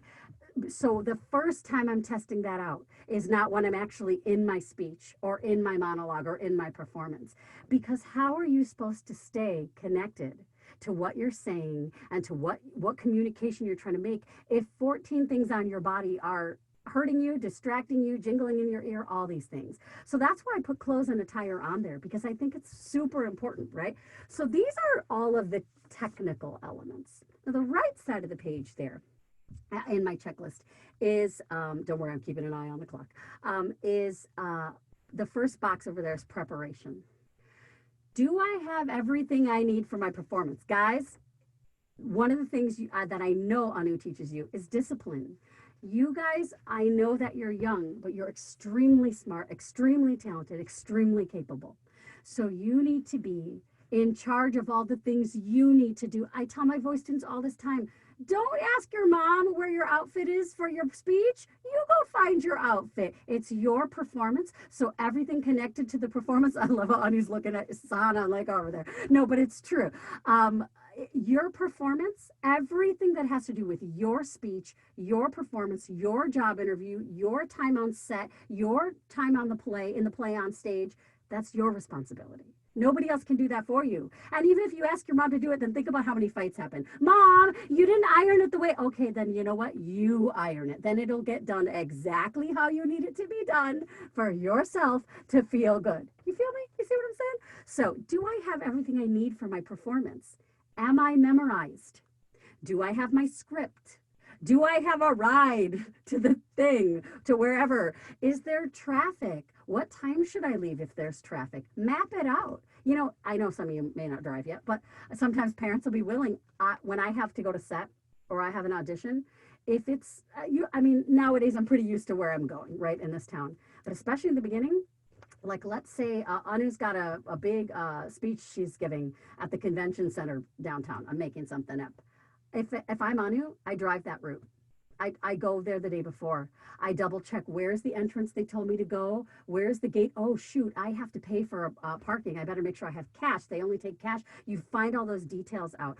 Where is the parking lot? How far do I have to walk? Am I bringing a bunch of stuff for my presentation? Let me find out find all those details out, because I will tell you, if there is traffic or you're pressed for time or you're nervous that day, and then all these little things get in the way of your performance, I forgot my script at home. I check all of that ahead of time, because you will bring yourself to your performance in a way better state of relaxation and focus if all of those elements are something that you thought of ahead. Now, as I said earlier, nothing ever goes as we plan, right? So there might always be something that pops up, but you do everything in your power to control what you can control, to give yourself the best foot forward, the best sense of confidence and relaxation, so you can speak. And all these things I'm talking about, guys, a lot of you mentioned, I want to find more confidence in my performance. I'm not kidding you when I tell you, a lot of that stuff lives in these little boxes that I'm checking off. If you can handle all of that stuff, then all of your attention and energy will go to where it really needs to go, which is box 10, and we're getting there. Support. Will I perform better if I have a support system there? Or will I be completely annoyed with my sister in the audience waving at me? You guys think I'm kidding, right? But this is a safe space, so I'm going to tell you. Like, there are certain members of my family that I'm like, oh, God, I love seeing their faces. And there are certain members of my family and certain friends that I'm like, oh, my God, I don't even want to know they're there. Maybe they shouldn't come. I'm kind of joking, but I'm kind of serious. Do you perform better knowing that you have a support system, or do you perform better if it's a room full of strangers? If you're like, you know what, I used to do better than IBM, right? Like when I was a little kid, especially, I used to like tour and do all these dances. And I have this childhood best friend, Priscilla. And I am telling you, I would be in front of crowds of like tens of thousands, or I'd be singing in front of like, and I would just be like, and when I would look in the wings and Priscilla would just be like, it gave me all of the chill I needed to get the job done. Sometimes you just need your person there, right? Cheering you on in the background. So make sure that they can come if you want them there. There's no wrong answer to this question. It's just, what do you need? And if you need those things, make sure you let everybody know ahead of time. Or maybe you're like, hey, Mom, I love you. I so am excited you're going to be my performance. You make me totally nervous. Can you just do me a favor? Can you sit towards the back of the theater and don't tell me where you're sitting? Don't tell me your seat number. Yeah, I'm not kidding. I used to do this to like various friends who made me nervous. I'd be like, don't tell me if you're coming or not. And don't tell me where you're sitting if I happen to find out that you're coming, because I don't want to look in the audience and make eye contact with you. So I'm just going to take care of myself so I can do the best job in my performance or in my speech. Does that sort of make sense? And now box 8 and 9, guys. Now we're coming to all this other stuff that we already went over. Relaxation, visualization. You know, whether this happens at the venue, like I'm at school and I'm about to give a speech, or whether this happens in the car on the way, Mom is driving and I'm just in the back going, and that's fine, she'll deal. She'll put on a little headphone and listen to some Thummel music. Or whether it's, you know, I'm already on stage, I'm ready to walk on for my speech, I'm ready to walk into the job interview room, and I just need a little safety, a little boost. I go back to the visualization, the breath work that we talked about, and the warm-ups. I just do them to myself quietly, or if I'm like, if I'm having a huge job interview for Google and I don't want to be outside the room being like and freaking everybody out, I'll go to the bathroom. I'll make sure I know what time I should be there, and I'll excuse myself to somewhere private where I won't feel judged by anybody, but I can do what I need to do to get myself ready and to feel confident. And then you go through that warm-up process, you repeat it as many times as necessary, and now we're coming to performance. And I know that feels like a lot, but like I said, it's going to take a lot shorter a time to do it than it is for me to talk to you about it, right? But I can't stress enough, guys, the key to my success has been these routines and these habits that I've established for myself before I even get to the speech. But we come now to Sharon's golden rule of performance. And this is and that's why we're going to spend the rest of the time of class in this section, because I know I've put a lot of focus in the other stuff, but I do believe that you can't get to this step until you've worked all of that out, right? You got to get relaxed. You've got to get focused. You've got to get prepared. You got to make sure all of your ducks are in a row to get your performance done. And then you got to do a joy check, because let me let you know, if it isn't fun for you, if you don't find a way to find your joy or find something that brings you peace or happiness doing it, people will know. The human, we can tell, right? If I walk in and I'm puffy eyed and I'm a little, and I'm like, hi guys, how are you? And you're like, fine. I'm like, fine. Hi Sharon, how are you? Fine. Everyone's going to be like, are you okay? You can't fake that, right? So this mantra that I put here is what I want you guys to say to yourselves. And I will tell you, even if you let everything else go, you've warmed up, you're at the venue, and now you're waiting to get on stage and do your speech. Say this to yourself. Breathe deep into that center, into that six-sided box. And with every exhale, you say, I have enough, I do enough, I am enough. I'm looking at every single one of you right now. You guys are unbelievably talented. You are very gifted. You have a voice. And your voice, no matter what you think, is important. The story you have to tell, the communication you have to give is important, and the world needs to hear it. And you should never be doubting yourself. Oh gosh, am I good enough to do this? Have I prepared enough to do this? I don't know. Am I good? I don't know. You are. Say to yourself over and over till you believe it. Fake it till you make it. I have enough. I do enough. I am enough. It's one of my favorite mantras. I say it to myself all the time, right before they call action. I have enough, I do enough, I am enough. And action. And I go into my scene because I trust that all this work I put in ahead of time, all these warm-ups, all this preparation, all the memorization has given me the tools to confidently say, I am ready and I am enough. Because you know what? I can tell a story and Anu can tell a story, and I can't tell a story the way Anu can tell it. And she can't tell a story the way I can tell it. You know why? Because we're all unique. Our voices are all super unique. You can all do the same Hamlet monologue, and it will sound so different. Your voice is different. The spirit and the essence that you bring to it is different. And your version is special, and it needs to be told, and it needs to be heard. And so all of this joy check leads to what I call the golden rule. And this is something I used to tell my voice students all the time, and I will tell you guys. We do all this work. We think, God, if I memorized and I did my warm-ups, I'm going to have the most amazing performance ever. I refer you back to my 'Twas the Night Before Christmas. Okay, I memorized and I have the best voice ever. 'Twas the night before Christmas, and all through the house, not a creature was stirring, not even a mouse. I sound good. Yeah. Okay. And I prepared and I warmed up. Yeah. And I articulated. What's missing? The heart. The storytelling. It doesn't matter whether I'm in a job interview. It doesn't matter whether I'm on stage. It doesn't matter whether I'm on set or in the voiceover booth. If I am not connected emotionally to what I'm saying, then the communication is lost. And the golden rule is that the most important part of any voice performance is the heart. It's the storytelling. And when I say storytelling, I know sometimes that has like a connotation that it's like, oh, I'm just like telling a lie. I'm saying some kind of story. But no. You walk in from school and your mom's like, hey, how was your day today? And you launch into this, right? In every moment of every day, right now, as we're talking, we're telling stories. That's why storytelling is the umbrella word I use for any kind of communication, No matter what you are saying to another human being, whether it is a daily conversation around the dinner table or whether you are on stage communicating to 10,000 people, all of us are sharing stories. So it cannot stop at warm-ups and I'm memorized and I'm all warmed up and I'm ready to go and that's the end. I'm joy check. I am enough. I have enough. I do enough. Woo! Okay, but then don't forget to like tell your story. Heart is so important.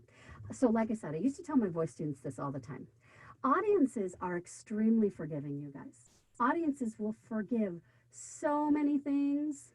You can get on stage. I'm going to make you all laugh. I said this to Anu before, and I know this sounds up, but you can get on stage and like, fumble. You can be hoarse. You can slip over a word. You can fart. You can do anything, you guys. And an audience will forgive you if you are connected to your story. When they won't forgive you is if you're just technically, oh, I memorized and I'm rattling off words, because now they're not connected to anything. So now they're nitpicking every little thing you do. Oh, well, did you hear her go horse just now? Oh, she missed a word. Oh, right. But have you ever watched like great TV or a great movie and you're just like, oh my God, that was so good. Oh my God, that was like the best thing I've ever seen, right? What are you talking about? Are you talking about their vocal quality? Are you talking about the way they breathed? No, you're talking about the story. And I guarantee you, go back and watch some of your favorite TV shows or favorite movies. I guarantee you, somewhere in there, an actor stumbled over a line. They went hoarse. They tripped over something that, now, of course, a lot of times they'll edit that stuff out in TV. I get it. Go to a great theater performance. That's all live. No one can fake that, right? Audiences will forgive wrong notes that are being sung. They will forgive wardrobe malfunctions. They will forgive you tripping on stage. They will forgive you missing a word. They will forgive if you are so committed to telling your story. That is the key to everything. So what I like to do with my scripts is, or my words, my whatever monologue, speech, whatever you've written out, is I like to go through it and I like to find what my story is first. That's the first thing I do when I approach a script. I don't read it like the artist. I read it like the audience member. So let's say I get a TV script or I get hey Sharon, you have a monologue to do tomorrow on set. Okay, so I'm going to look through it. And first I'm just going to read it to understand the story. Or if I'm writing it, you guys are writing speeches, I'm going to write it just for the story I want to tell, right? Then I go back through and once I've read it a few times just to fully understand the story, I'm in a play, what's happening in this play, who am I talking to, what is it, I look for what I'm trying to communicate. Oftentimes in speeches and TV and film and communication, what you are saying and what you are trying to get out of the other person, the story can sometimes be a little bit different, right? Subtext. For example, I could say the word hi. Anu says, hey, good morning, Sharon. And I can go, hi. Hey, good morning, Sharon. Hi. Whoa, two different stories, right? All I said was the word hi. But you learned in the first one, boy, am I excited to see Anu. And you learned in the second one, ooh, those two are in a fight, right? Or something, right? You don't even have to know what the circumstances is. You're like, wow. And all of that was, I communicated with my face. I communicated with my voice. I communicated with my body language, right? All of it was there to tell my story. It doesn't matter what story you're telling. You can be in a debate, debating about something political. Look through and figure out, what is the point I'm trying to get across? What is the story, in essence, I'm trying to tell? What am I trying to convince my audience of? Or what am I trying to share with my audience? Today, I am here sharing with you. And what I want out of this class is for you guys to feel empowered by some of the tools I've given you. And you might hate all of them and you might love all of them, or you might try them and they work for you or they don't, but I want to be able to share the things that work for me to give you guys a leg up, to give you guys something new to try. But at the end of the day, what am I trying to do? I'm trying to empower you. So what I do is I ask a series of whys. Why did Sharon just say hi when Anu said good morning? Well, she walked into the room and she said hi. Okay, but why? Well, because Anu asked. Okay, and so what was her? And slowly you ask a series of whys and hows and whats until you get to the root of what is at your story, and that is what I kind of call the thesis, right? Like the point of this whole thing. The point of me being here today is to try to empower you. That's like the bottom line of what I'm doing here. And then everything in my speech or in my communication with you is rooted in that. So how is it going to inform? Am I going to come in here and be like, you guys better learn this warm-up stuff? Is that empowerment? No. Like, that's the wrong story I'm telling, right? If I want to empower you, I'm going to make sure that I'm connected and listening. I'm going to make sure that I'm encouraging. I'm going to make sure that I'm looking each of you in the eye contact, guys, holy cow, like practice that, you know what I mean? Because if you are like, if Anu says, hi, good morning, and I'm like, hi, there was almost no communication there, or I'm communicating that I'm not interested in speaking. And that's not what you want to do, right? When you're actually communicating with someone like a job interview or you're up in a speech, you want to engage with your audience. So head up and eyes out. I often like to, I had actually told Anu, hang on, I'm going to grab my little notes here because we had talked about like some tips of things that I do. So things that can trip me up. Memorization can trip me up. So let me talk about that a little bit. Tips for better memorization. Ugh, you guys, it is so unnatural, right? In life, we just walk around and we say what we say, but all of a sudden, everybody's handing us pages and pages of stuff, or we've written pages and pages of stuff, and now we got to memorize it and have it sound natural. Well, I promise you, if it's not memorized deeply into your system, it will come off as though you're reading it. Right? It will come off. People can tell, right? You can tell when something sounds a little artificial or a little robotic or a little like I'm just kind of reading from a teleprompter or reading from and not actually like connected with my heart. So the only way to get your lines to sound like they're coming from the heart is this process I told you, where I'm trying to find the heart of the story for me. Anu may look at the same speech and see something completely different. And that's why her version of the story is going to be, maybe she said, oh, I'm coming to this class today and Sharon wants to empower the class, but I want to teach the class. Those are two very different things. The way she's going to approach the class is going to come from a different place. And so her story and her communication are going to be a little different than mine. So first you find that, but then you have to get these words in your head and spit them back out as though they're your own, as though they're coming out naturally. So my number one favorite way to memorize is to record it, guys.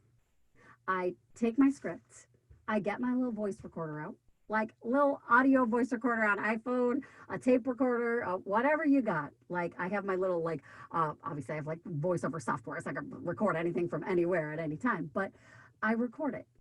I read the lines, and you know how your favorite new song can come on the radio and it just plays and you're like trying to sing along, but you don't know the words, but then after 2 or 3 plays, it's just there. It's just kind of, you hear it, you heard it enough times and you're like, oh yeah, now, and like a week later, you're like jamming with the thing and you're singing it and it's perfect. And you know, every little thing great. Why can't that work for our speeches? Memorize or record it, play it to yourself, learn it like a song, get those words in your body. And I even do that. I have these little headphones. I'll even record myself doing the speech and I take my time with it. I do it how I want to do it. And then I play it in my ear when I go to sleep. I do this especially the night before I'm on set, because I am telling you, in that half awake, half asleep place, my brain soaks those words up like a sponge and they're just there. It's muscle memory. Some of you are dancers. You know how you learn the routine and it's like you can't unlearn it. You can be nervous in the moment and your arm just knows the next step. Your feet just know the next step because you've worked it into your muscles so much that your body just does it. We can do the exact same thing with our memorization. They can get into our brain and into our muscle memory so well that when we speak them, they're coming easily and fluidly out. The second most important thing that I do, and they're on par with each other, I think. When I read through the script, what I like to do is I'll take, let's say you wrote a speech for class even. Ani said, write this speech and come perform it here at class. I will go through my speech or let's say she gives you a script. Like, I want you to perform this speech, memorize it and perform it to us. I will go through it and I will say it in my own words. Or even if I wrote it, I will say it for the thoughts of things. So let's say, I keep using "'twas the night before Christmas." I'm not sure why. But "'twas the night before Christmas and all through the house, not a creature was stirring, not even a mouse." Those are just words, right? But if I think about it, what am I trying to say? Okay, so I'll go line by line. So it was Christmas Eve. It was the night before Christmas morning. And everybody in the house was silent and quiet. Oh my God, you couldn't even hear a pin drop. You couldn't even hear a mouse squeak in the background, right? I'm literally saying, "'Twas the night before Christmas and all through the house, not a creature was stirring, not even a mouse." I'm saying that in my own words. The reason I'm saying that in my own words before I memorize it in the words that were given to me or that I wrote out for myself is because when you connect the thoughts in your head from sentence to sentence, your brain won't scatter. If it's just words memorized, it's a lot harder than if you apply the story to it. So if you tell the story to yourself in your own words that clearly you can understand, then as you go through those lines, the story is coming to you. Now, when I say, as I said to you, it was Christmas Eve evening, and everybody was asleep. You could hear a pin drop. As I said that, visuals are coming into my head, right? As I'm putting it into my own words. And now, when I say, so 'twas the night before Christmas, and all through the house, not a creature was stirring, not even a mouse. I'm literally picturing the same visuals. And now I've memorized these lines, and these lines and the thoughts that I apply to them are the same thing. So now all of a sudden I'm infusing my own thoughts and my own reactions into the words that were given to me, or into the words I have to memorize. And often when you apply those thoughts, the memorization, the actual words will come to you quicker, because you know how the story goes. When you tell the story in your own words, you're just telling it to yourself in a way that you understand. But the words that you're going to say, that you're going to memorize, are the same story. They're just in different words. So if you give yourself your own thoughts to think about it, the story becomes more cohesive. Now, in the same way I said to you, oh my gosh, you guys, it was the night before Christmas. I can, and everybody was asleep, and it was so quiet. I can say the exact same words and go, so it was the night before Christmas, and all through the house, not a creature was stirring, not even a mouse. Like, there's so much more communication in that story. There's so much more heart. There's so much more of me in that story, my version of that story. Anu might come in, I keep picking on Anu today. Anu might come in, and her version might be like, 'twas the night before Christmas, guys, and all through the house. But that's her version, right? And that version is not bad. That's her version. That's how those are the parts of the story where she applied her own thoughts to it. Maybe she was like, you know what? This story is about the excitement of Christmas. So I'm going to tell this story with the excitement of Christmas. For me, my version just now, as I said those words to myself, was mystery. There was something mysterious going on. That's what my story is about. So when I say the same words, they're going to be filtered through mystery. It was the night before Christmas, and all through the house. And that's how you bring your own heart and your own version and your own connection to these stories. And I guarantee you, the minute you apply your own thoughts and visualizations, your own version of the story to the words, your memorization will come quicker. Then you do stuff like you record it and you just run those words to get them into your brain and your muscles, and you combine the two and you're gold. Because when you get on stage, confidence is going to come from you being the master of your story. You know exactly the story you've come to tell. I have prepped my mind and my spirit. I have prepped my body. I have prepped my voice. I have done all my preparation. I am hydrated. I am fed. I am feeling good. I am confident. And you know what? I know this story better than anyone else here. And I'm going to tell my version of the story. And then Thanuja is going to get up and she's going to tell the same speech, but she's going to get up and she's going to say to herself, you know what? I know this story better than anybody. Let me tell you what the story is really about. It's not about mystery. It's about Christmas excitement. Here we go, guys. And she's going to tell her version of the story. The more confident you are in your story and in the heart that you're bringing to it, the more confident it will come out of you. The words will flow when you do these memorization techniques, and it will be you will feel so much more grounded and so much happier. You'll find joy if you're like, listen, guys, here's an example. Those of you that watch Carmen Sandiego, I'm playing like an evil mastermind on Carmen Sandiego. You don't judge the character. You can't. Because if I'm like, ugh, I'm a villain, I hate being a villain, then I'm going to walk around because I don't want to be the bad guy.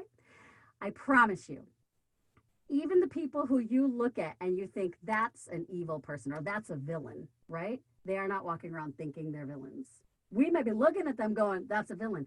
But in their story, they're like, I'm doing this for the greater good, or I'm right because, right? So when I play Dr. Bellum, I'm not thinking about what a like evil mastermind she is. I'm like, listen, I want to gain power and control here. Me and my 5 cohorts. I want to train these young kids to grow up and be our our legacy. And I'm a scientific genius. And I'm the only one that can bring that to this crew. But also, like, she's a little kooky and a little dippy also, right? So, like, that's part of the writing. That's where I bring my comedy. I tell my version of the story. The part that we apply to Dr. Bellum, she wasn't always that kooky. They started writing to me because I brought a little something kooky to the role. And also the writer was like, that's hilarious. We should have one of the 5 big bads in the story be a little nuts, and the rest of them can be like grounded, but she's the one that's a little like talking about weird stuff and watching cat videos and all that business. But I don't look at myself and think of myself as the villain. I know the story. My story is the best version of that story.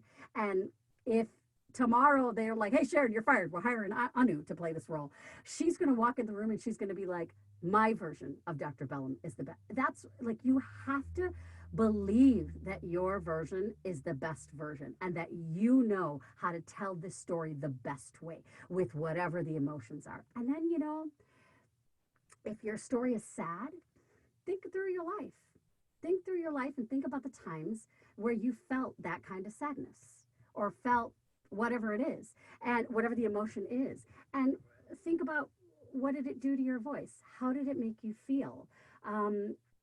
You know, how did it affect you? Like, and see if you can recapture some of those feelings or some of those thoughts to infuse into your speech.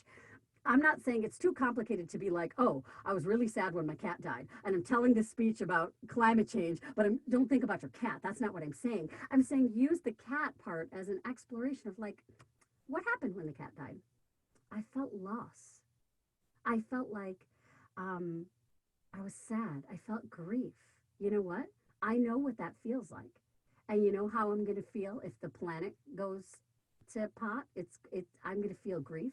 I'm going to feel loss. I'm going to feel betrayed. I'm going to feel sad. All the same feelings, even though it's a completely different scenario, you've felt them before. So you can evoke those feelings in yourself, remember what that felt like, and infuse them into your speech. Now, when I tell a speech about climate change, I'm not just rattling off facts and scientific percentages. I'm actually appealing to people. Why is climate change important? Guys, this is like the only chance. We have one planet. We better take care of it or all of us are in trouble, right? Like all of a sudden my heart and my thoughts about it, about what I'm saying, are coming forward. And that is going to always, always be more compelling a speech. It cannot just be words rattled off a page.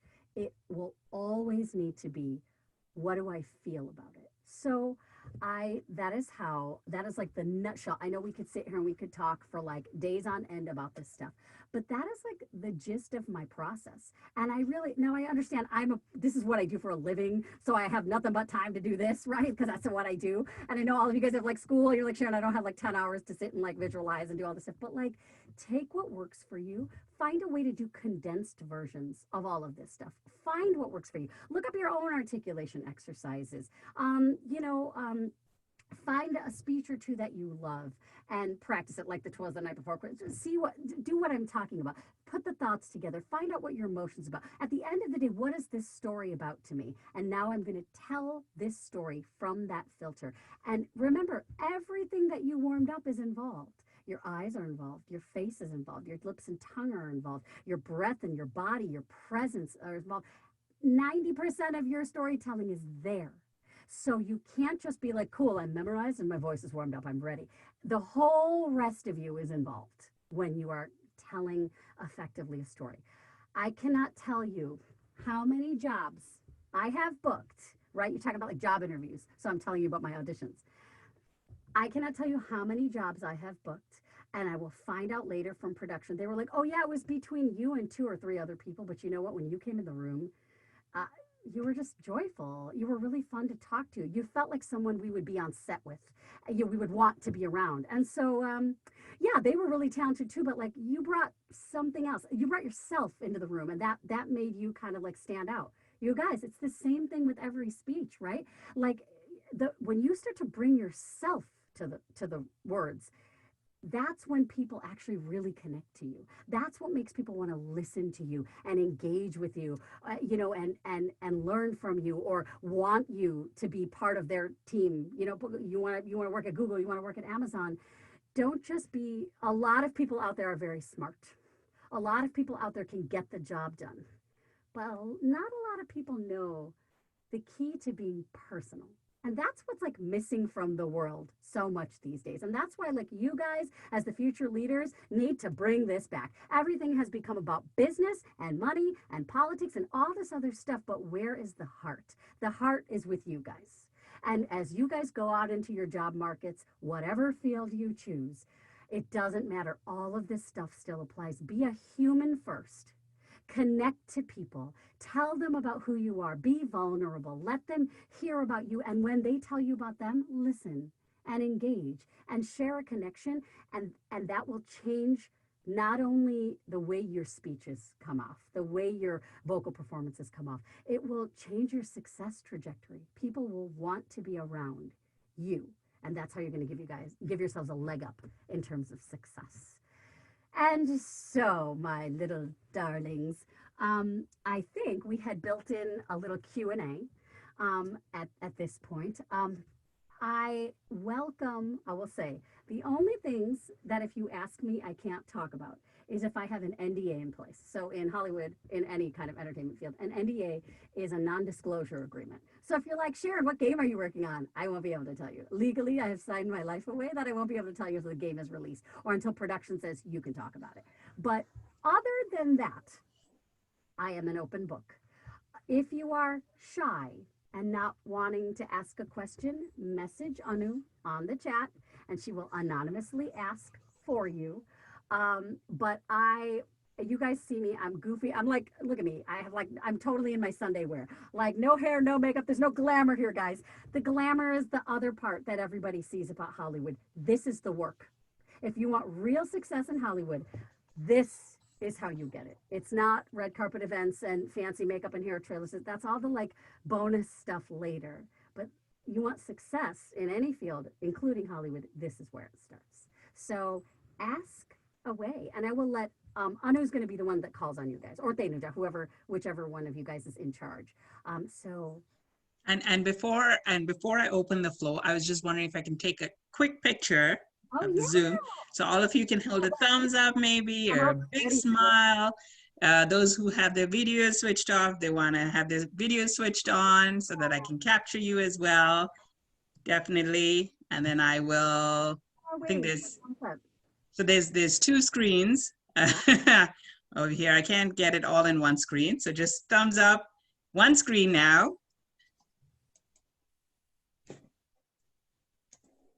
All right, that was one. Yay. And sorry. Taken here. Oh, all these technical stuff. This pandemic has like really made it pushed forward. Yeah.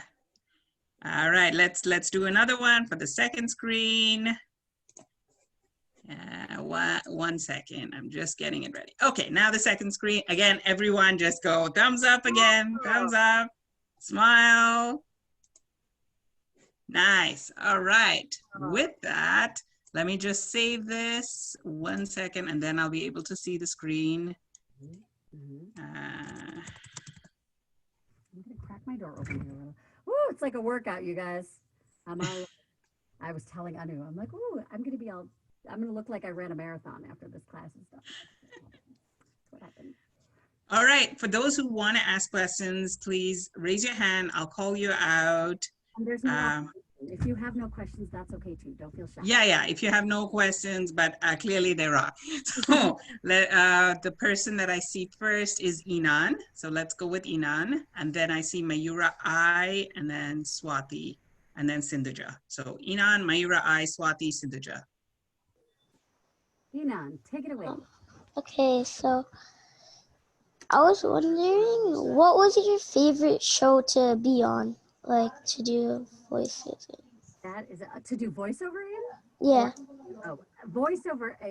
It's hands down. It's Dr. Bellum, because, and the reason is not because the other roles weren't great. For me, it was, I get to live with her the longest, right? Because we're already like now on season 3. And so when you get to like, when you're a guest star, right, you kind of pop into the existing story, you do your thing for the episode or whatever, or two, and then you're out again. But when you're part of the family and part of the story, you really get to like, um, play with her, and like the character evolves, and the writers, it's fun because the writers will kind of like, anytime you watch a show, I always say give a show like 3 episodes, because in the very beginning the writers are still trying to figure it out, and the actors are still like, wait, who is this character and what world am I in?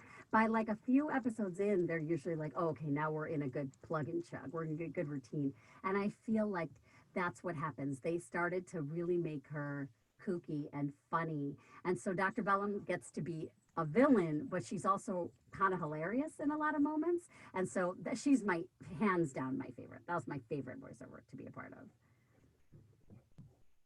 Okay. Next was Mayura I. Mayura I. Mayura I. Hi. Hi. I don't know if my internet is cracking up right now. Did you want us to wait? Oh, she's on mute. Yeah. Maybe I'll go to Sindhuja and then I'll. Oh, okay. Oh, Mayura, Hello? are you? Oh, okay. Hello. Yeah, We can hear sorry. you. Yeah, it cut out for a while. The internet's not the best. No. I was wondering how you got past the nerves of, not knowing if your career would be stable enough to have a living, because I know Hollywood's acting is a very difficult job to make it in. It's a great question, and I can only tell you what worked for me. But what I did was, first and foremost, I went to school and I got a degree, because what I knew was I love to teach. I love, like, this kind of stuff is really fun, because if I can't perform myself, I want to help others get to their best performance. And I knew that if I had my college degree, I could build on that. If something were to go wrong in my performing arts career, I could always have a degree to fall back on. That's just what works for me. That's not what works for everybody. Some people like didn't go to college and had great success. Some people XYZ, right? There's all, it takes all kinds. But I sort of grew up in a family that my parents were a little bit more open-minded, I feel like, than a lot of, I know some of us are under like those cultural expectations to be like professionals or what have you. And one of the things I've always told parents, and Anu knows, because I remember I did an interview about this once in Toronto with the Masala Mamas, and they were like, what do you say to parents whose kids want to go into like alternative careers? And the one thing I will say is parents, they absolutely mean well. They want what's best for you. They want stability and security for you. They want happiness for you. But I guess the hard part is, at the end of the day, you're the one that has to live with whatever decisions you make, right? The career that you choose or the path of life you choose is one that you have, if everybody else has said it, is done and gone, you're left holding whatever that path is. And so for me, it was always really important to me that I find something that I was joyful at, but that I felt joy about, but that I would take nothing less than excellence for myself. Not that anyone else was putting that pressure on me, but my dad used to say jokingly, he's like, listen, when I was little, if you want to be the garbage man, be the garbage man, but go to the top of your field. Do everything you can to go to the top of your field. And then if you're joyful and you're happy and you're secure, I'm happy. And I was very blessed to have that out of my parents. And I know that's not necessarily everybody's situation. But what I will say is this. When my parents finally gave me, when I was younger, the chance to, they were like, okay, she's not going to medical school. So, and I don't think too many people were surprised, because I was like, singing for the first time professionally when I was 4, like in front of audiences, Bharatanatyam when I was 5, piano when I was 6, flute when I was 7, stage plays when I was 8, vocal training when I was 11. Nobody was surprised that I was like, I want to be an actress.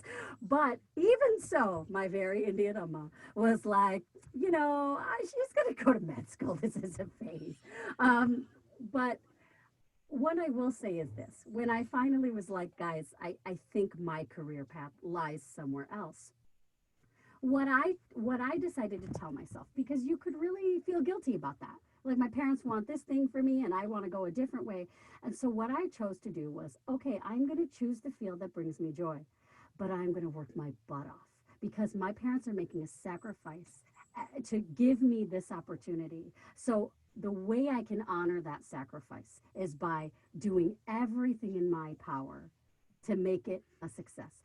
Success is partly preparation and training and partly luck, right? In any field, right? Like there's a little bit of luck involved with sometimes with the opportunities that we get, but everything that is in my control, I was willing to do. I was willing to take the classes. I was willing to go the hard route. I found a way to parlay my skills into my own business. And that's when I started vocal coaching. So I was like, if I take a day job, I don't have time to do acting, but I need money to survive until I can get to a place where, like I am now, where it's just my career that sustains me. But so I was like, I do have this special skill though. I'm really good at singing and I'm very good at coaching. And I have studied and trained to do these things. So I decided the only way I could have an acting career was to try to create this vocal coaching business to sustain me, you know, in terms of all the basics. I need a house over a roof over my head, food on the table, you know, like somewhere to sleep, I have to have money to live. And it allowed me the freedom though to continue to pursue what I did. But at the end of the day, it was really like I was willing to go hard to show my family and to show myself that the decision was not taken lightly. I'm not just here to mess around. And also, one of the things I said in my old interview was, don't misperceive. I think there's a really big misconception among a lot of ethnic groups that artists are like people that weren't smart enough to do anything else. I will tell you guys, I remember how I told you to own your story, guys? I am very smart. I don't mean to say that vainly. To do this business, you have to be business, it's show business. You have to know how to maneuver the business. You have to be a student of what you do. You have to I have to learn how to manage my own accounts. I run my own corporation now because I am an incorporated actor, which means there is a company that I founded and that's who they pay every time I work is basically the gist of things. So I have to run my own accounts and my own corporation. Every role I step into, I have to study. One day it might be a doctor, the next day I might be a homeless woman. I have to, from a socioeconomic standpoint, from a political standpoint, I have to study these characters. I have to, so it's sociology, it's humanities, it's all these things. If I'm in a period piece, I have to study the period. Oh, this show is taking place in the 70s. I better do some research in history and find out what was happening in that country at that time.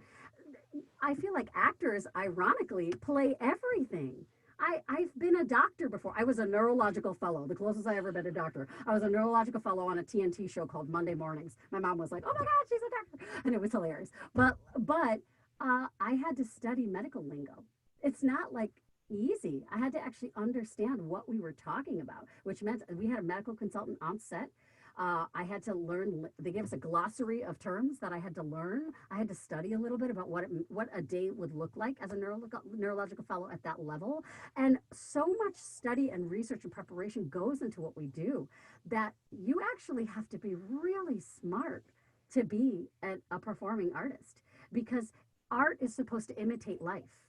So if I'm going to authentically show you what it looks like to be a neurological fellow, I better be darn ready to do my homework and make it real for my audience. So I think that it's important to recognize that if you choose to do something that's an alternative career, it doesn't, you have to be, any kind of career, you have to be smart, you have to be savvy, you have to study your business, you have to be willing to put in the time and the effort, you have to be willing to take those classes and practice. It is not an easy road. It is a very, very difficult road. And I would never lie to you about that. Hollywood is a very, very cutthroat place, but it is not in, I once had a manager tell me, and this is sort of what I'll say in conclusion. He was like, Sharon, I said, when I was living in Chicago, a lot of people would go to LA, not have success, and come back to Chicago. And they'd be like, don't go to LA. It's the land of 1,000 no's. Hollywood is too competitive or whatever. And I remember I said that once to this manager who I was talking to in my early LA days. And he was like, Sharon, I guarantee you those people stopped trying at some point. It got too hard or they got too down or it got too much and they stopped trying. But if you are tenacious, Dana just said something about tenacity. It's so true. It's one of my favorite words. If you are tenacious, I will have this career. Like no matter what your career choice is, I will achieve the dream I have set for myself. Then no one can stop you but you. It's the truth. And there's plenty of work for everybody in all kinds of fields. The people who have trained and are ready for it, you just have to be willing to put in that work. And I feel like that's how I honored my parents' sacrifice. And now, I'm not joking, and I don't say this vainly at all, but I'm saying it to make my point. I out income most of my doctor friends. It's true. Because I was willing to put in the work to get myself into these positions where I could earn a really lucrative living at it. So I want you guys to know that from my perspective, the world is your oyster. You can do anything you want to do. You can set your mind to any field of study, any job that is your dream job, but don't sit back on your laurels. This class is like, I wish I had this class when I was your age. Somebody to teach me this stuff young. You guys are going to be like, I don't want to compete against any of you guys for roles in like 10 years, because you guys are already getting tools that I didn't learn until I was in my 20s. And so it's stick with it and decide for yourself, make your decision and stand in it. That's how you get past all of the difficulty. You just fight for it. Wow, that's pretty empowering. I'm pretty sure half the people here who wants to be doctors might just shift over to Hollywood now and go, I'm going to Hollywood. I learned about neurology there. A lot of angry calls from parents. No. I mean, but listen, I was talking to Anu about this the other day. I do believe that. Like, I want you guys to wake up every day. And I'm sorry, this is like such an important thing for me to want to say to you before I leave you today. Like, I want you to wake up every day for the rest of your lives, loving what you do, thrilled to go to work, joyful and prosperous. And you have to follow your joy first. And the career that you need and the way to make it secure and lucrative for yourself, and those opportunities will come, but follow your joy first. Because you may be a millionaire, but if you're in the field that you don't love, you're going to hate your job. You're going to hate what you do. And so you'll do it and you'll make money, but will money bring you joy? I guess those are the questions you have to answer for yourself. For some people, it's like, yes, money brings me joy. I have those friends. And I'm like, more power to you. They want to drive their fancy cars and sit in their big pools and their big mansions, and they are blissful. And they find their joy other places, in their hobbies or on the weekends or whatever. For me, it was super important. I was like, I have to get up every day and love what I do. And if I can't do that, then it's not the field for me. And I started there. And I have a saying, and Anu knows, leap and the net will appear. If you choose your joy and you jump, just blind faith it and jump, but be willing to fight. It's not jump and, okay, someone hand me something. It's like, I've jumped into this and now I'm going to go hard towards whatever it is I want to go towards. You will be astounded at how quickly the universe, and whatever you believe, God, universe, science, whatever you believe, how quickly circumstances bend to what you're putting out. Like, you will be focused on something and putting that energy out and wanting that thing, and suddenly opportunities will pop up. It's just amazing how it works. It's fun. And then you're like, oh my gosh, what else can I dream up? Like, so do it. Follow the joy. It's so, so important. I want you guys to be happy every day that you wake up for the rest of your lives. That is a life well lived, truly. So. Sharon, I wanted to ask you, it is 3:06. I want to give, our class usually ends at 3, but I know there are questions. Do you have some time? Of course. If people need to go, don't feel obligated to stay. But if you want to stay and you want to talk to me, I do have some more time and I'm here. I want everybody to feel like they asked what they needed before we leave. So I'm okay if you're okay. Okay, so for all of you, if there's no questions and if you have other things, please feel free to drop off. I'll keep going. So I think the next person, yes, see you for those who are going. And thank you. And again, you can reach out to me as well if you have any questions. Sindhuja was next. Yes. Sindhuja, where are you? Oh, okay, there she is. Sindhuja, you want to wave? Okay, so my question is, how do you look at someone when speaking or just listening to them? Because I get very awkward when I just like stare at them. So this is easier to do, obviously, when you're like in front of a room full of people, because what I used to tell my students used to like audition, like vocal auditions, and they would get nervous looking at judges or looking at the casting people. So I would tell them to pick a point on the wall. Like if I'm the judge, I would be like, don't look at the judge, look right here. Or right, so there's this illusion that you're looking directly at them, but you're not actually looking at them. And focus your energy there and tell your story. And sometimes that would help them. This is obviously harder to do when you're one-on-one, you know?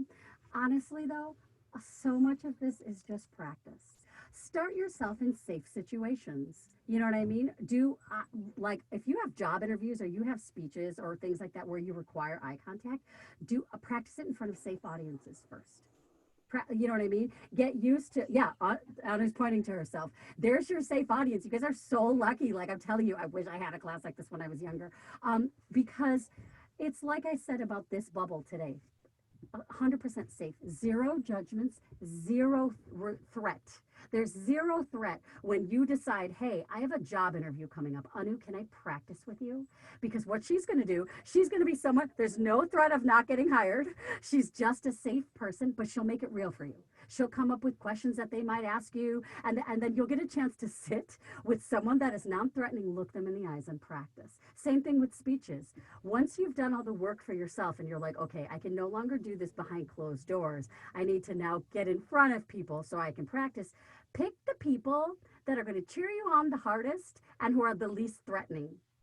And you guys, sometimes I love families and all, but sometimes that is not your family, and that's okay. I think we're like, oh, well, I'm in this house. I better practice for my mom and dad. Sometimes for me, my mom and dad are like the highest pressure situation, and that's okay. Sometimes my mom is like my biggest cheerleader. It just depends. But like if you've got buddies that you're like, I know they'll sit and they'll listen, and you just tell them the parameters. Hey, I need you to keep eye contact with me. I need you to let me know after the speech, once I'm done, if I was looking other places or if I was looking distracted, get that feedback from people. But I feel like if you practice it in with safe people first, your body will kind of get used to having to look someone in the eyes and do it. And maybe it's a little more scary when you're in front of strangers, but I would rather I would rather have clocked a lot of hours looking someone in the eyes that I trust and practicing before getting in front of a stranger than just going in front of a stranger blind. You know what I mean? Like, then it's like, oh gosh, not only have I not practiced this and am I not used to this, now there's like a risk. There's something at stake now that, like, whether it's a job interview or a speech, I would rather do that. It's like massage therapists or like people who cut hair, right? They have to clock like 800 hours before they can go onto a salon and work on people. Why? Do you want someone cutting your hair that's their first hour trying it? No, I don't. Like, my hair will look crazy. I want somebody that, even if this is their first time in the salon, I know before they could get to the salon, they put in 800 hours practicing. I mean, these are requirements for people that are in some of those fields. It's the same thing here. You put in those hours in front of in a safe space. And then it's, it's just sort of like you do the best you can having practiced. And it might be scary, but I will tell you, if job interviews are scary, let me tell you about auditions. Like, imagine going on 2 to 4 new job interviews, every week or every half week. Like, and they do care what you look like. They aren't like, oh, this is like, all inclusive. Like, they actually care what you look like. They actually care what size you are. That it's like, feels like a lot of judgment. But I will tell you, while that never, I'm being honest, brutally honest with you, while that never fully goes away, I still get nervous before auditions because something is at stake, something that I really want. It's a lot easier now because I've put in a lot of hours practicing. And I will tell you, before my auditions, I have 2 or 3 friends that are my go-to friends that I go and I run everything with. I practice everything with. I go, am I going to use a chair and sit, or am I going to stand? Where am I going to look? If camera is here, am I looking here? If camera is here, am I looking here? I practice all that with my safe people first. And then I go to the room and let go and let God. Whatever happens in there happens. But at least I know I controlled everything I could control. So I hope that helps. I know it's not the easiest answer. There's kind of no shortcut, but it's a pretty good way to start. Safe people. Nice. Thank you. I think the next person was Swati who had it, and then Siron. Swati, Siron, Tanuja. Hi. Hi. First of all, that was like a wonderful presentation. I think I learned a lot from that, so thank you. I'm so glad. Yeah. Oh, and, yes. And as audience, I think we all want to like connect with you. So I was wondering if you are like in any type of like social media, such as like Twitter or Instagram or. Yeah, I am. I'm on, the place I am the most is Instagram. Same. So you guys can find me on there, and everything is like at my name, at Sharon Muthu. So like, I'm on Twitter. I am on Facebook, but I have a little caveat about Facebook, and that's that like these days I'm not a huge fan of Facebook for user friendly reasons and for like other like personal reasons. So I am there, but just know if you try to mess, and it's under my name. Like I have a page that like that you'll see my pictures and you'll know it's me immediately. But like if you message me there like to reach out about something, the likelihood of me getting it is slimmer than if you come find me on like an Instagram or even a Twitter. But Instagram is like where I am the most. If I am. Social media is so hard, you guys, because it's like, and you guys also, just while we're on the subject, don't buy too much into social media because social media can lead to us comparing ourselves and comparing our lives to each other. And I will tell you that social media is everybody's highlight reel. 9 times out of 10 people are posting their best picture, their best day, their best success, their best, and you're looking at it going, oh my God, I'm not doing enough. I'm not successful enough because you're comparing your worst day to their best day, So just take it all with a grain of salt. That's what I do. But yeah, you can message me there and I'll likely get it. I probably hop on my Facebook like once a week just to kind of peek at things. But yeah, and Anu knows how to find me. So if there's ever anything like pressing, you can be like, hey, I really want to ask Sharon this. She'll email it to me and I'll send it back to you. Like a response back to you. Cool. Yeah, she's like the go-to there. Like, I'm her manager for this. Yeah. All right. Next was Simon, and then Tanuja. Hello, Simon. Yeah. Yeah. My question is, what age would you say that you really felt Hollywood and people really got to know who you were? When she was born, but sure, I'll let her answer the question. She popped out and she did a performance. I wish that were true. No, it's a good question. And I know originally I was going to tell you guys a lot about my backstory, so I will infuse that here, but we kind of ran out of time, so I just kind of jumped into warm-ups. But I started out, as I said, you guys, like no one was very surprised that I decided to become an actor, but my journey to get to Hollywood was actually a little bit longer. So I feel like when I started to really come into performance, when I was younger, it was a lot of music and dance and instruments and vocals. But when I got to high school, I really started to kind of hone that down. And I did a lot. I did band, I did choir, but I did speech team and I did all the plays and musicals and stuff like that. And that's where I was really starting to figure out that maybe acting or something in performance was right for me because I was finding so much joy in it. I was placing really well in speech competitions, and I didn't know I was a competitive person. I mean, I do now, but like back then, I was like surprised to discover that I loved competition. I was like, who am I? I'm like waking up at 5 a.m. on a Saturday to get on a bus and go to a speech tournament. I'm like, what is this life? I did not know this was me, but it was. So that led me to be like, Chicago, where I was, see, so much is based on like where you are and what you have access to too sometimes. So where I was a really, really rich theater community. So that's where I started. I jumped in after college. I went to school for theater. I got a degree in directing and a degree in acting. And then I decided to pursue the acting side. And I started in Chicago theater. And I had a really, really prolific stage career for a while. I did a lot of Shakespeare. I did a lot of musicals and a lot of straight plays and whatnot. And then somewhere around 2006, what it was that drew me to Hollywood was that I started to notice that Hollywood was becoming increasingly intrigued by South Asians.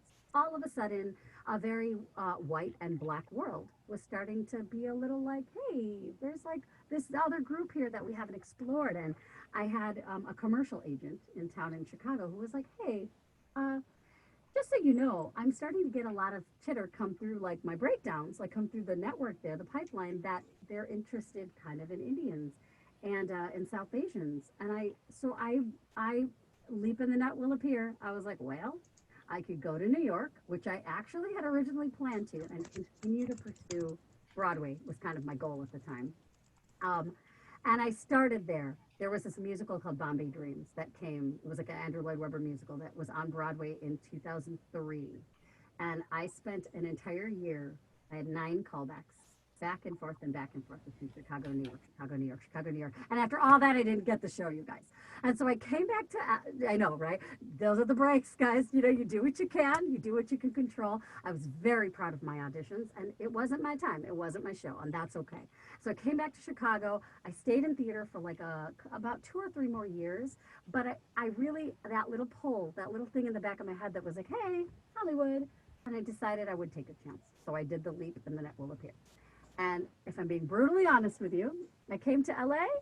I was here for about a month, and I was like, oh my God, what have I done? What am I doing here? I couldn't, it was an entirely different industry, guys. People think like, oh, I do theater, I can do film and TV. Oh, I do film and TV, I can do voiceover. It's like an entirely different biz every single time.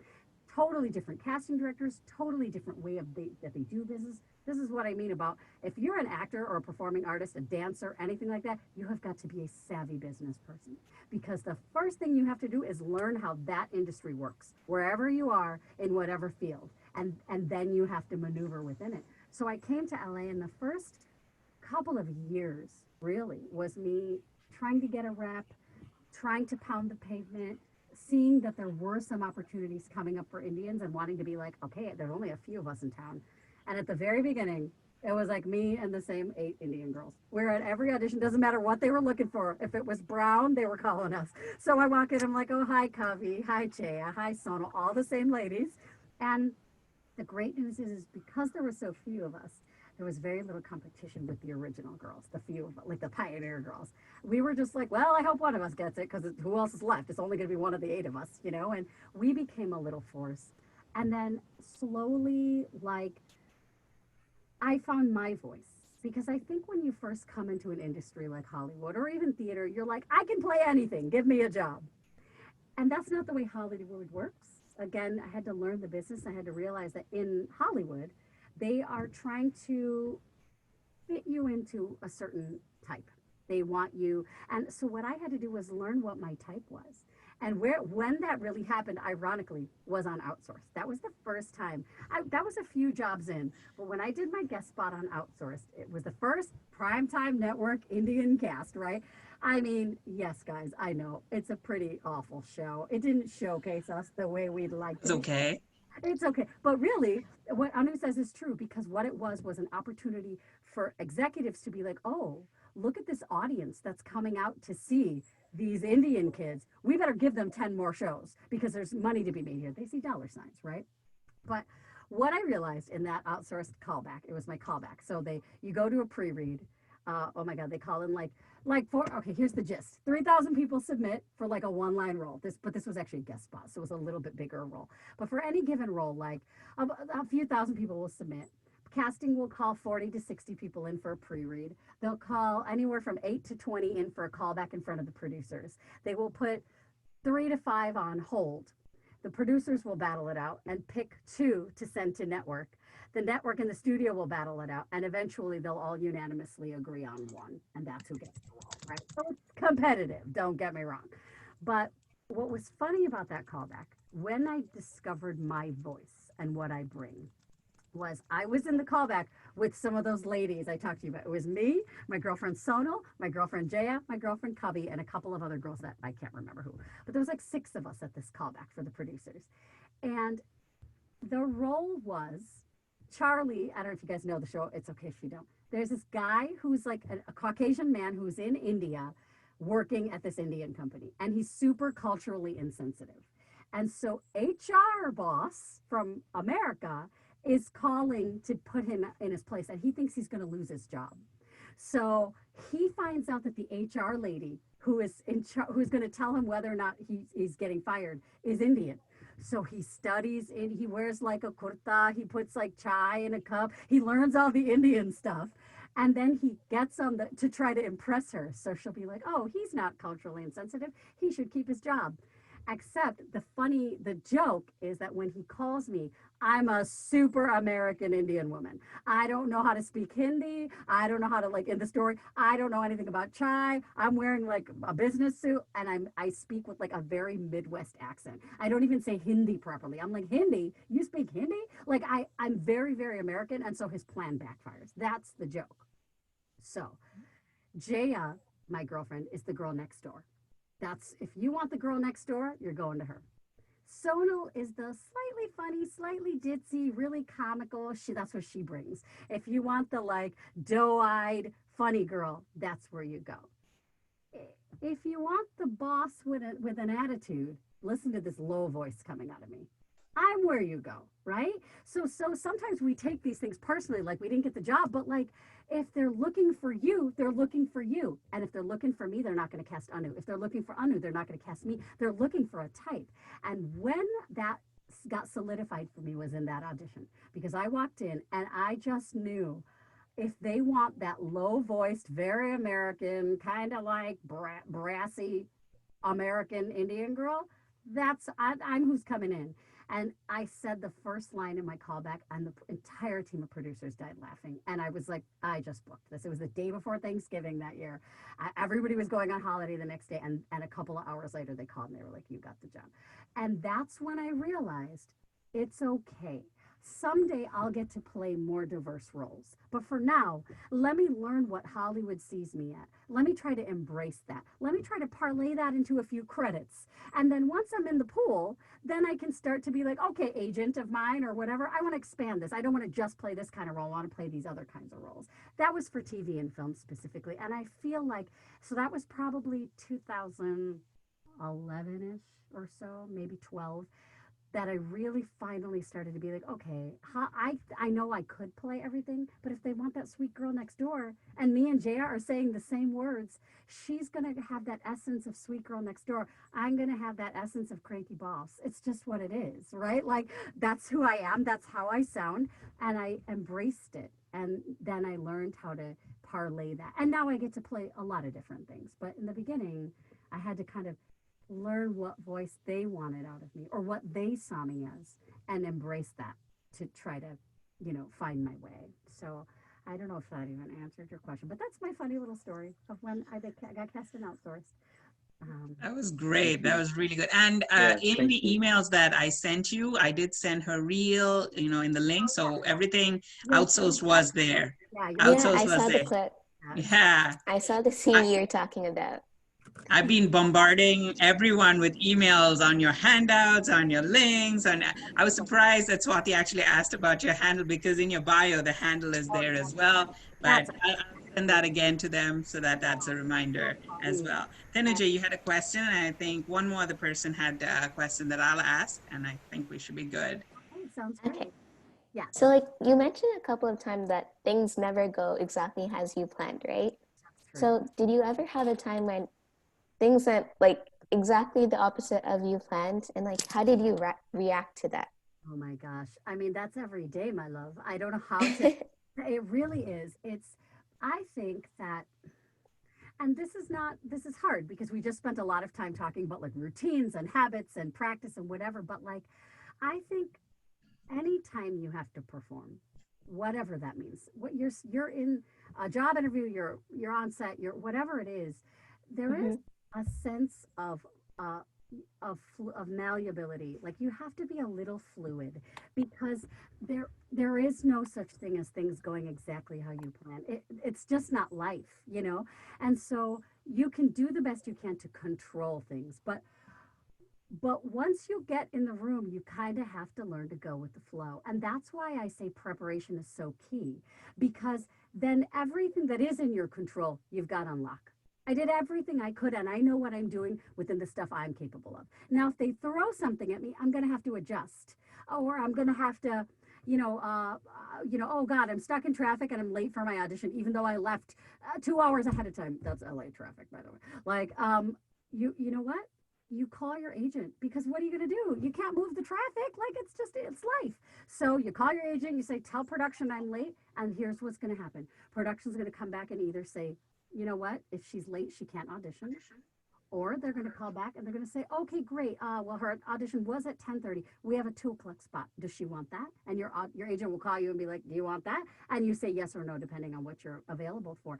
But the way I take things, because I know you're looking for a specific example, but I seriously believe this is every day for me. Like, all I can do is the best I can do. If a job is meant to be mine, it's going to be mine. I can prepare for 10 weeks for something. But when I walk in that door, I got to let it all go and just trust that I've done the work. And then I just got to take it as it comes. It's everything you do at school. Right now, every day, wherever you guys in your life are in your lives, like, you know that everything you plan is not going the way, right? How many times has that happened? You think you did one thing for a test and then they throw essays at you. Or, you think you want one thing for your kids, Anu, and then it's something, right? We are fluid as humans. We're able to adapt. The thing you can teach yourself and work on is not to take it personally, is not to assume that things are going off the rails because you did something wrong, is not to assume that you're being punished, is not to, don't take that on. You develop a little bit of an armor in this business. And listen, I'm still working on it, guys. I'm not, this is like a lifelong journey for all of us, but especially as any kind of performers, vocal perform, any kind of performance. Like, you really do have to learn to build an armor up for yourself. What all you can be confident in is knowing what you brought to the table. I did all the work I could do. I did the best I could. I prepped as hard as I could. And that is all I can control. If I do okay, lucky me, the show got nominated for an Emmy. You know what also could have happened? Everyone could have gotten online and been like, wow, this show stinks, and talked trash about it. All I could do was take the writing that was given to me, do the best I could with it, try to create something funny, try to bring myself to the role. And the way I brought myself to Bellum, this is all like stuff that I've never really talked about except for you guys. So it's like a little inside scoop. Bellum was a very serious mastermind, an evil mastermind. Why she is funny is because that's what I decided. I don't know. There was a funny line or two, and I said it a certain way, and the writer was there, and he laughed. And then there was like that, they threw in that cat video thing in like that first, like episode 3 or something. And if you guys have seen it, and I went with it, and they thought it was so funny that they started turning her more and more kooky. And the more they started doing that, the more fun I had with it. But that was me just taking it as it came. Like, all of it is just taking it as it comes. All I can do is prep the best I can. And that's true of anything. You want to be a doctor, you want to work for Google, you want to be a secretary, whatever you want to do, no 2 days will be alike. I don't say it to scare you that things are not going to go as you want them to. I say it to kind of empower you. In a way, if you know it's coming, you can kind of laugh it off when it does. Oh, of course there's traffic. I leave 2 hours early and I'm going to be an hour late for my audition. I should have left 3 hours early. What am I going to do? Sit in traffic and cry? Think of myself as a failure? Can anyone control traffic? No. So it is what it is. And I will tell you that the reasonable people of the world will understand, will understand and acknowledge that sometimes stuff happens, right, and goes off the rails. And honestly, the more you can develop this armor, and the more you can just be someone who flows with it and doesn't really ever get into bad attitude or stressed about, just kind of like, all right, well, that's what happens, the more people will want to work with you. Because when the stuff is hitting the fan at Google, do they want 10 team members who are super stressed, super angry, super cranky, when the stuff hits the fan? No, they want the people that are going to be like, oh, the whole system is blowing up. Well, I'm stressed, but okay, all right, somebody put on a pot of coffee, here we go. Like, they need people who are doers. So the more you can learn to roll with the punches, to take whatever comes at you, and to just, again, you pivot and you do the best you can. No one's asking you to solve every problem. But if you can be that person, it's one of the little keys to success. People, I can't tell you again how many times people have cast me and other people, not for skill, for being the person they wanted to be around on set. You have to have skill, of course. But then if there's like 3 people and like the studio wants one person, the producers want another person, casting wants another person, and they're deadlocked, they're gonna start to think about that stuff. Well, who's fun on set? Who do we actually want? Who can roll with the punches? Who's a diva? Oh, that girl, don't bring her. You know what I mean? Here's another thing, guys. Oh, this is so true of any field you're in. Trust me, always, always, always be extra, extra nice to the assistants. You think I'm kidding? Secretaries, receptionists, assistants. Let me give you a quick story, and then we'll take that last one. I was summer of 2000. I don't know. I'm old. A long time ago. It was a summer stock Shakespeare company, and I was working in the not the box office. I was the assistant to the director, and we were running auditions. So I was in the front, not the box office, but we were the table that when actors came in, they handed their headshot in for their monologue audition, and they checked in, and we would put them in order, and then we would walk them in, and we'd be like, "I'm sorry, what's your name?" Anu Yogeshwaran. Okay, like, and walk in, "Hi, Carla, this is Anu," and then they go in and be like, "Hi, Carla," and they do their performance, right? So Carla, our director, trusted me and our two PAs so deeply that she was like, "I want you to know that I want to know if anyone isn't a you know what to you guys out front. I want to know." So we had a post-it system. Nobody said anything. Green post-it if they were really nice. Certain color post-it if they were questionable. Certain color post-it if they were complete jerks. And I will tell you, you think the assistants don't have power? The assistants are often the eyes and ears of the people in power when they can't be there. So the guys who would walk in and they cut people off in the parking lot, they're all angry and they're rude to the assistants or whatever, we'd be like, and bad post-it right on their headshot. And we'd walk in and be like, "Hi, Carla, this is Matthew." And I'd hand the headshot. And she'd get the headshot and there would be a colored post-it. It was a code. Nobody had to say anything. And Carla would, if there was the middle, like questionable, as soon as the audition was done, she'd be like, "Sharon, can I see you for a second?" And I'd go in the room and she'd be like, "What'd they do?" And she'd want to know exactly from my perspective what they did. And she'd judge for herself whether or not it was like a very bad indiscretion. If that other post-it, the jerk post-it was on there, they could have been the best actor in the world and they were going right in the trash. She's like, because if you felt belittled enough or treated poorly enough to put that color post-it, and that left a lot to us, right? We couldn't just be willy-nilly putting post-its and everything. We really had to be honest. But if I felt like I was mistreated enough to put that color post-it on the headshot, Carla, it didn't matter. They could come in and be freaking Ian McKellen. Carla was not going to cast them because she's like, "I have to spend a summer with these people. I have to spend 4 months with these people. If day one they're coming in and they're treating my assistants poorly, it's going to be a long summer." And she would put their headshots blacklisted right in the trash. So that is my lesson to you guys, having been the assistant director before. Be nice to the people that you think aren't the people in power. There was a CEO also that once told me that he used to send a driver to pick up people to come for job interviews, like a major Fortune 500 company CEO. He would ask the driver how they treated him and how they were in the car. And that would be a determining factor in whether or not they got the job. Kindness matters. Always, always, always. It doesn't matter what walk of life they are. You do not know what relationship they might have with the people who are in charge of your success. You know, like the people who could give you those opportunities. So you just be nice to everybody. That's my little side note story. But yeah, always be nice to the assistants. That's true. All right. And so the final question, it comes, I don't know if I'm pronouncing her name right, but Bamishe. She wants to ask, "I want to have my own company and I want to be an animation producer, but I don't know where to start or what I should do as a 13-year-old to improve and prepare myself for the future." And she was okay with me telling her name. Well, that's great. And it's hard for me. I will give you the best answer I can, but also remember, I'm on the other side of the microphone. So I will know certain workings of what's going on the other side of the microphone, but I don't always know everything. Here's what I know though. One of my dear friends is one of the top animators at Disney. Her name is Rebecca Brizzi. If you've seen Frozen, if you've seen Big Hero 6, if you've seen any of those are all hers. In Frozen, she was the lead that handled all of Anna in the story. And her daughters were my voice students for many years. And so that's how I got to know the family. And Becky, I know that Becky would tell you this.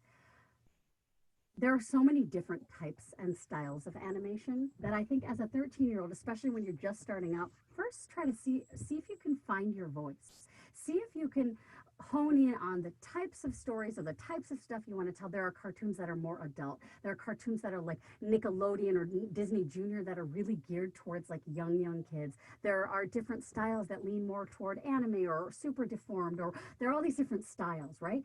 Whatever you can do, you don't have to take the pressure on of being like, "Oh, I got to learn my style or my voice." It's very young. You're very young. You have years to figure that out. But I would say start practicing your skills and start really studying and watching and just enjoy as an audience member, but also as an artist, all these various animation shows. Like, look into it for yourself. There are no judgments. Find out what works for you. What stories are you attracted to? What style? Are you more superhero kind of comic book, those edged lines and kind of like that very serious looking animation? Or are you like those cute little super deformed, round, like big eyed children's kind of things? See what your style is and start to maybe take some art classes, practice your craft, maybe throw together some of your original pieces. But I would gear yourself towards the potential for art school, like some kind of art program or some kind of undergrad program that will support you going to like an animation program. Becky, and this is also something to know, Becky, she'll tell you over and over, I don't think she would mind me telling you, she's like, I am terrible at 2D. For those of you that are artists, literally that means like sketching. She is terrible at actually drawing things, but where she excels is at computer animation. And that's kind of the direction that Disney ended up going. They left 2D back in the day when they were actually drawing every cell, you know, and animating it. And they now need people that can manipulate those really amazing animation computer programs. So Becky went to school. She did all that drawing. She did all that study. She kind of found her voice. She went to school to study. I think her undergrad was in some kind of computer related, graphic design related. I'm not exactly sure what her major was. And then she parlayed that into an animation program. And then it becomes internships. Nowadays, I'm not sure where you have to be, especially with this pandemic. A lot of stuff is happening remotely. But generally, if you want, you know, certain, like if I want voiceover, I'm probably going to need to be in LA or New York because that's kind of the hub of things, right? If I want musical theater, don't come to LA, go to New York, right? There, you learn kind of what field or what area your business that you're interested in exists in, and you kind of maybe need to go there. Maybe you choose to go to school there, so you develop those connections in town. And you know, at some point you'll probably end up doing internships. What my accountant's daughter is doing that right now. She graduated from CSUN here in California with like an animation degree, and she's interning at, I want to say, Nickelodeon right now. And sometimes those internships are not paid, but the credit and the connections is important as long as you can survive, or you have some kind of a side job, or you have mom and dad's help for a while until you can get your feet wet. It really is a town about who you know. So the more you can put yourself in those positions to study from or learn from the people with the connections, that would be my best advice, sort of for like the trajectory of the next 5 years, right? 5 to 10 years as you go through, finish high school, go into college, and go into, you know, college and beyond. That being said, just know the animation team for Carmen Sandiego is in Vancouver. Hello, Canadians. So you don't have to go to Hollywood to be an animator.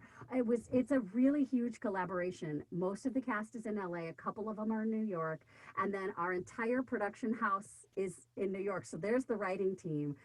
The artists are all in LA, including the director, and the showrunner goes back and forth. And then I'm pointing like I'm on a map. And then Vancouver is where our entire animation team is. So start there. Go to Vancouver, maybe put your sights there eventually, and maybe you can be writing for or animating for Carmen someday. That'd be fun. And then I'll be like, I knew her when. So Wow. I hope that answers something. It just gives you something to think about. I think you've answered exactly and more to these students, and to give them 45 extra minutes of your time. No, that is. I kept you guys so long. Yeah, I can talk and talk. I think I'm in the right field. So,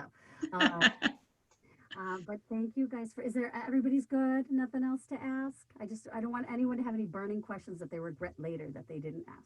Okay, good. And if you do, you can always email me or ask me in class, and I will definitely ask Sharon. I'm like, hey, guess what? There's this really burning question. If I can answer and direct you, I will. I always will. Often it'll be like 2 o'clock in the morning the next day, and you'll be like, oh, why didn't I? So just shoot Anu an email, and she'll get it to me. Yeah. All good. Cinderja, did you want to ask a question, or are you? Yeah, I have a question. Okay.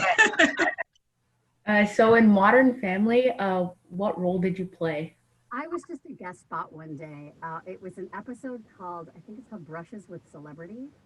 or with celebrities, something like that. It's in season, oh, what season was it? It was like 8 or 9, somewhere in there. I play, so the episode was all about the cast members of Modern Family, like the people in the family, and the times they met celebrities. And Ed O'Neill, who plays, what is his character? You guys know what I'm talking about. Look up Ed O'Neill, you'll see him. He was talking about the time he met Terry Bradshaw, the sports guy. And it was because he was in jury duty and he was super disruptive and he started annoying Terry Bradshaw and it turns into this whole calamity, but that's how he ended up meeting Terry Bradshaw. So they're in jury duty and I'm the lawyer that's like running them through the series of questions that you ask before you get assigned to jury duty. And like Ed O'Neill's character, he's just like not listening. He's super disruptive. He's just trying to get Terry's attention. He's annoying the judge. It's like this whole thing. And I finally look at Terry Bradshaw and I'm like, is this guy bothering you? And he's like, yeah, he's bothering me. And we get him kicked out. And it's this whole like funny calamity thing. So it was just a guest spot. But it was loads of fun. So fun. A very short. It looks like you opened floodgates again. Siron wants to ask something. Yeah, isn't that the one where like Jay goes to a restaurant and meets him, and then it's like You also know the episode. It's coming back. Like, yeah. I remember that episode. There's like 3 situations. One is with a realtor and he meets like somebody like. Yeah, one was with Phil. The other then it was with Jay. And like, I think Billy Crystal's in it as a guest spot. You guys, the NDAs for that episode, because there were so many major celebrities that were coming in to be guest spots, we had to like sign our lives away to Fox. It was like, do not mention, because they didn't want any of the secrets of who was going to be popping up given away. That one was like a very serious NDA. And you don't break those NDAs because they can literally sue you for it if they wanted to. So, you know, so it's like, learn how to keep secrets if you want to do this biz. And I genuinely hope you guys get to sign NDAs. I genuinely hope that for this team, for this group, you know, and for everyone that I teach, I just hope that one day you are in that stage where you're signing NDAs and go, I got this. And then coming back to these classes and doing exactly what Sharon's doing, right? Setting that path, telling people it is possible. The world is your oyster. You can do it, and really sharing and empowering. And that's what leaders like you know, I hope that leaders like you would take as your next step. And you guys are so lucky. Like Anu is so passionate about you. We've been chatting back and forth for months about this class. And like, she is so passionate about you, so willing to help use the resource. She knows what she's talking about. I don't show my face lightly in places, just so you know. It's not like I'm like, oh, anybody that asks, sure, I'll pop in your class. Like, I came here specifically because I know her and I trust her. So take this opportunity to train and to practice seriously and find the joy in it, you know, and you guys you're on your way. It's very exciting. I'm very, very excited for you. So yeah. Yay. Awesome. Well, Sunday. I know it's a Sunday. I know. Well, thank you so much again, Sharon. Thank you guys. Stay in touch. Yes. Well, I can't wait to see you all and what you do next. I'm sure Anu will keep me posted. I will definitely keep you posted. Sharon, I know me and you were going to talk. So for the rest of you, I shall see you next Sunday, as always. Guys, have a good rest of your Sunday. Bye. Thank you. So much. Thank you. Bye. Bye, guys. Get my giant jug of water out now. I know I have mine too. Oh, man, what you just did there, it's phenomenal. Oh, good. I'm so sad. I really hope that I know some of them, especially as you can see, the dedicated few who stayed behind, they are totally dedicated. I don't have to worry about them. They're those ones you tell them, write a speech, do a speech, and they're like, okay, add it. And they're like, okay, what is the next thing that I can do? What is the next thing? That's the group that you just saw at the end, right? Well, and at the end of the day, that's the group. And you as a teacher have to know this, because I used to feel this way about my voice students. Like, there's only so much you can do, right? At some point, even the parents, there's only so much they can do. And at some point, it has to be about the kids' interest. And so you're facilitating so much greatness, but it's okay.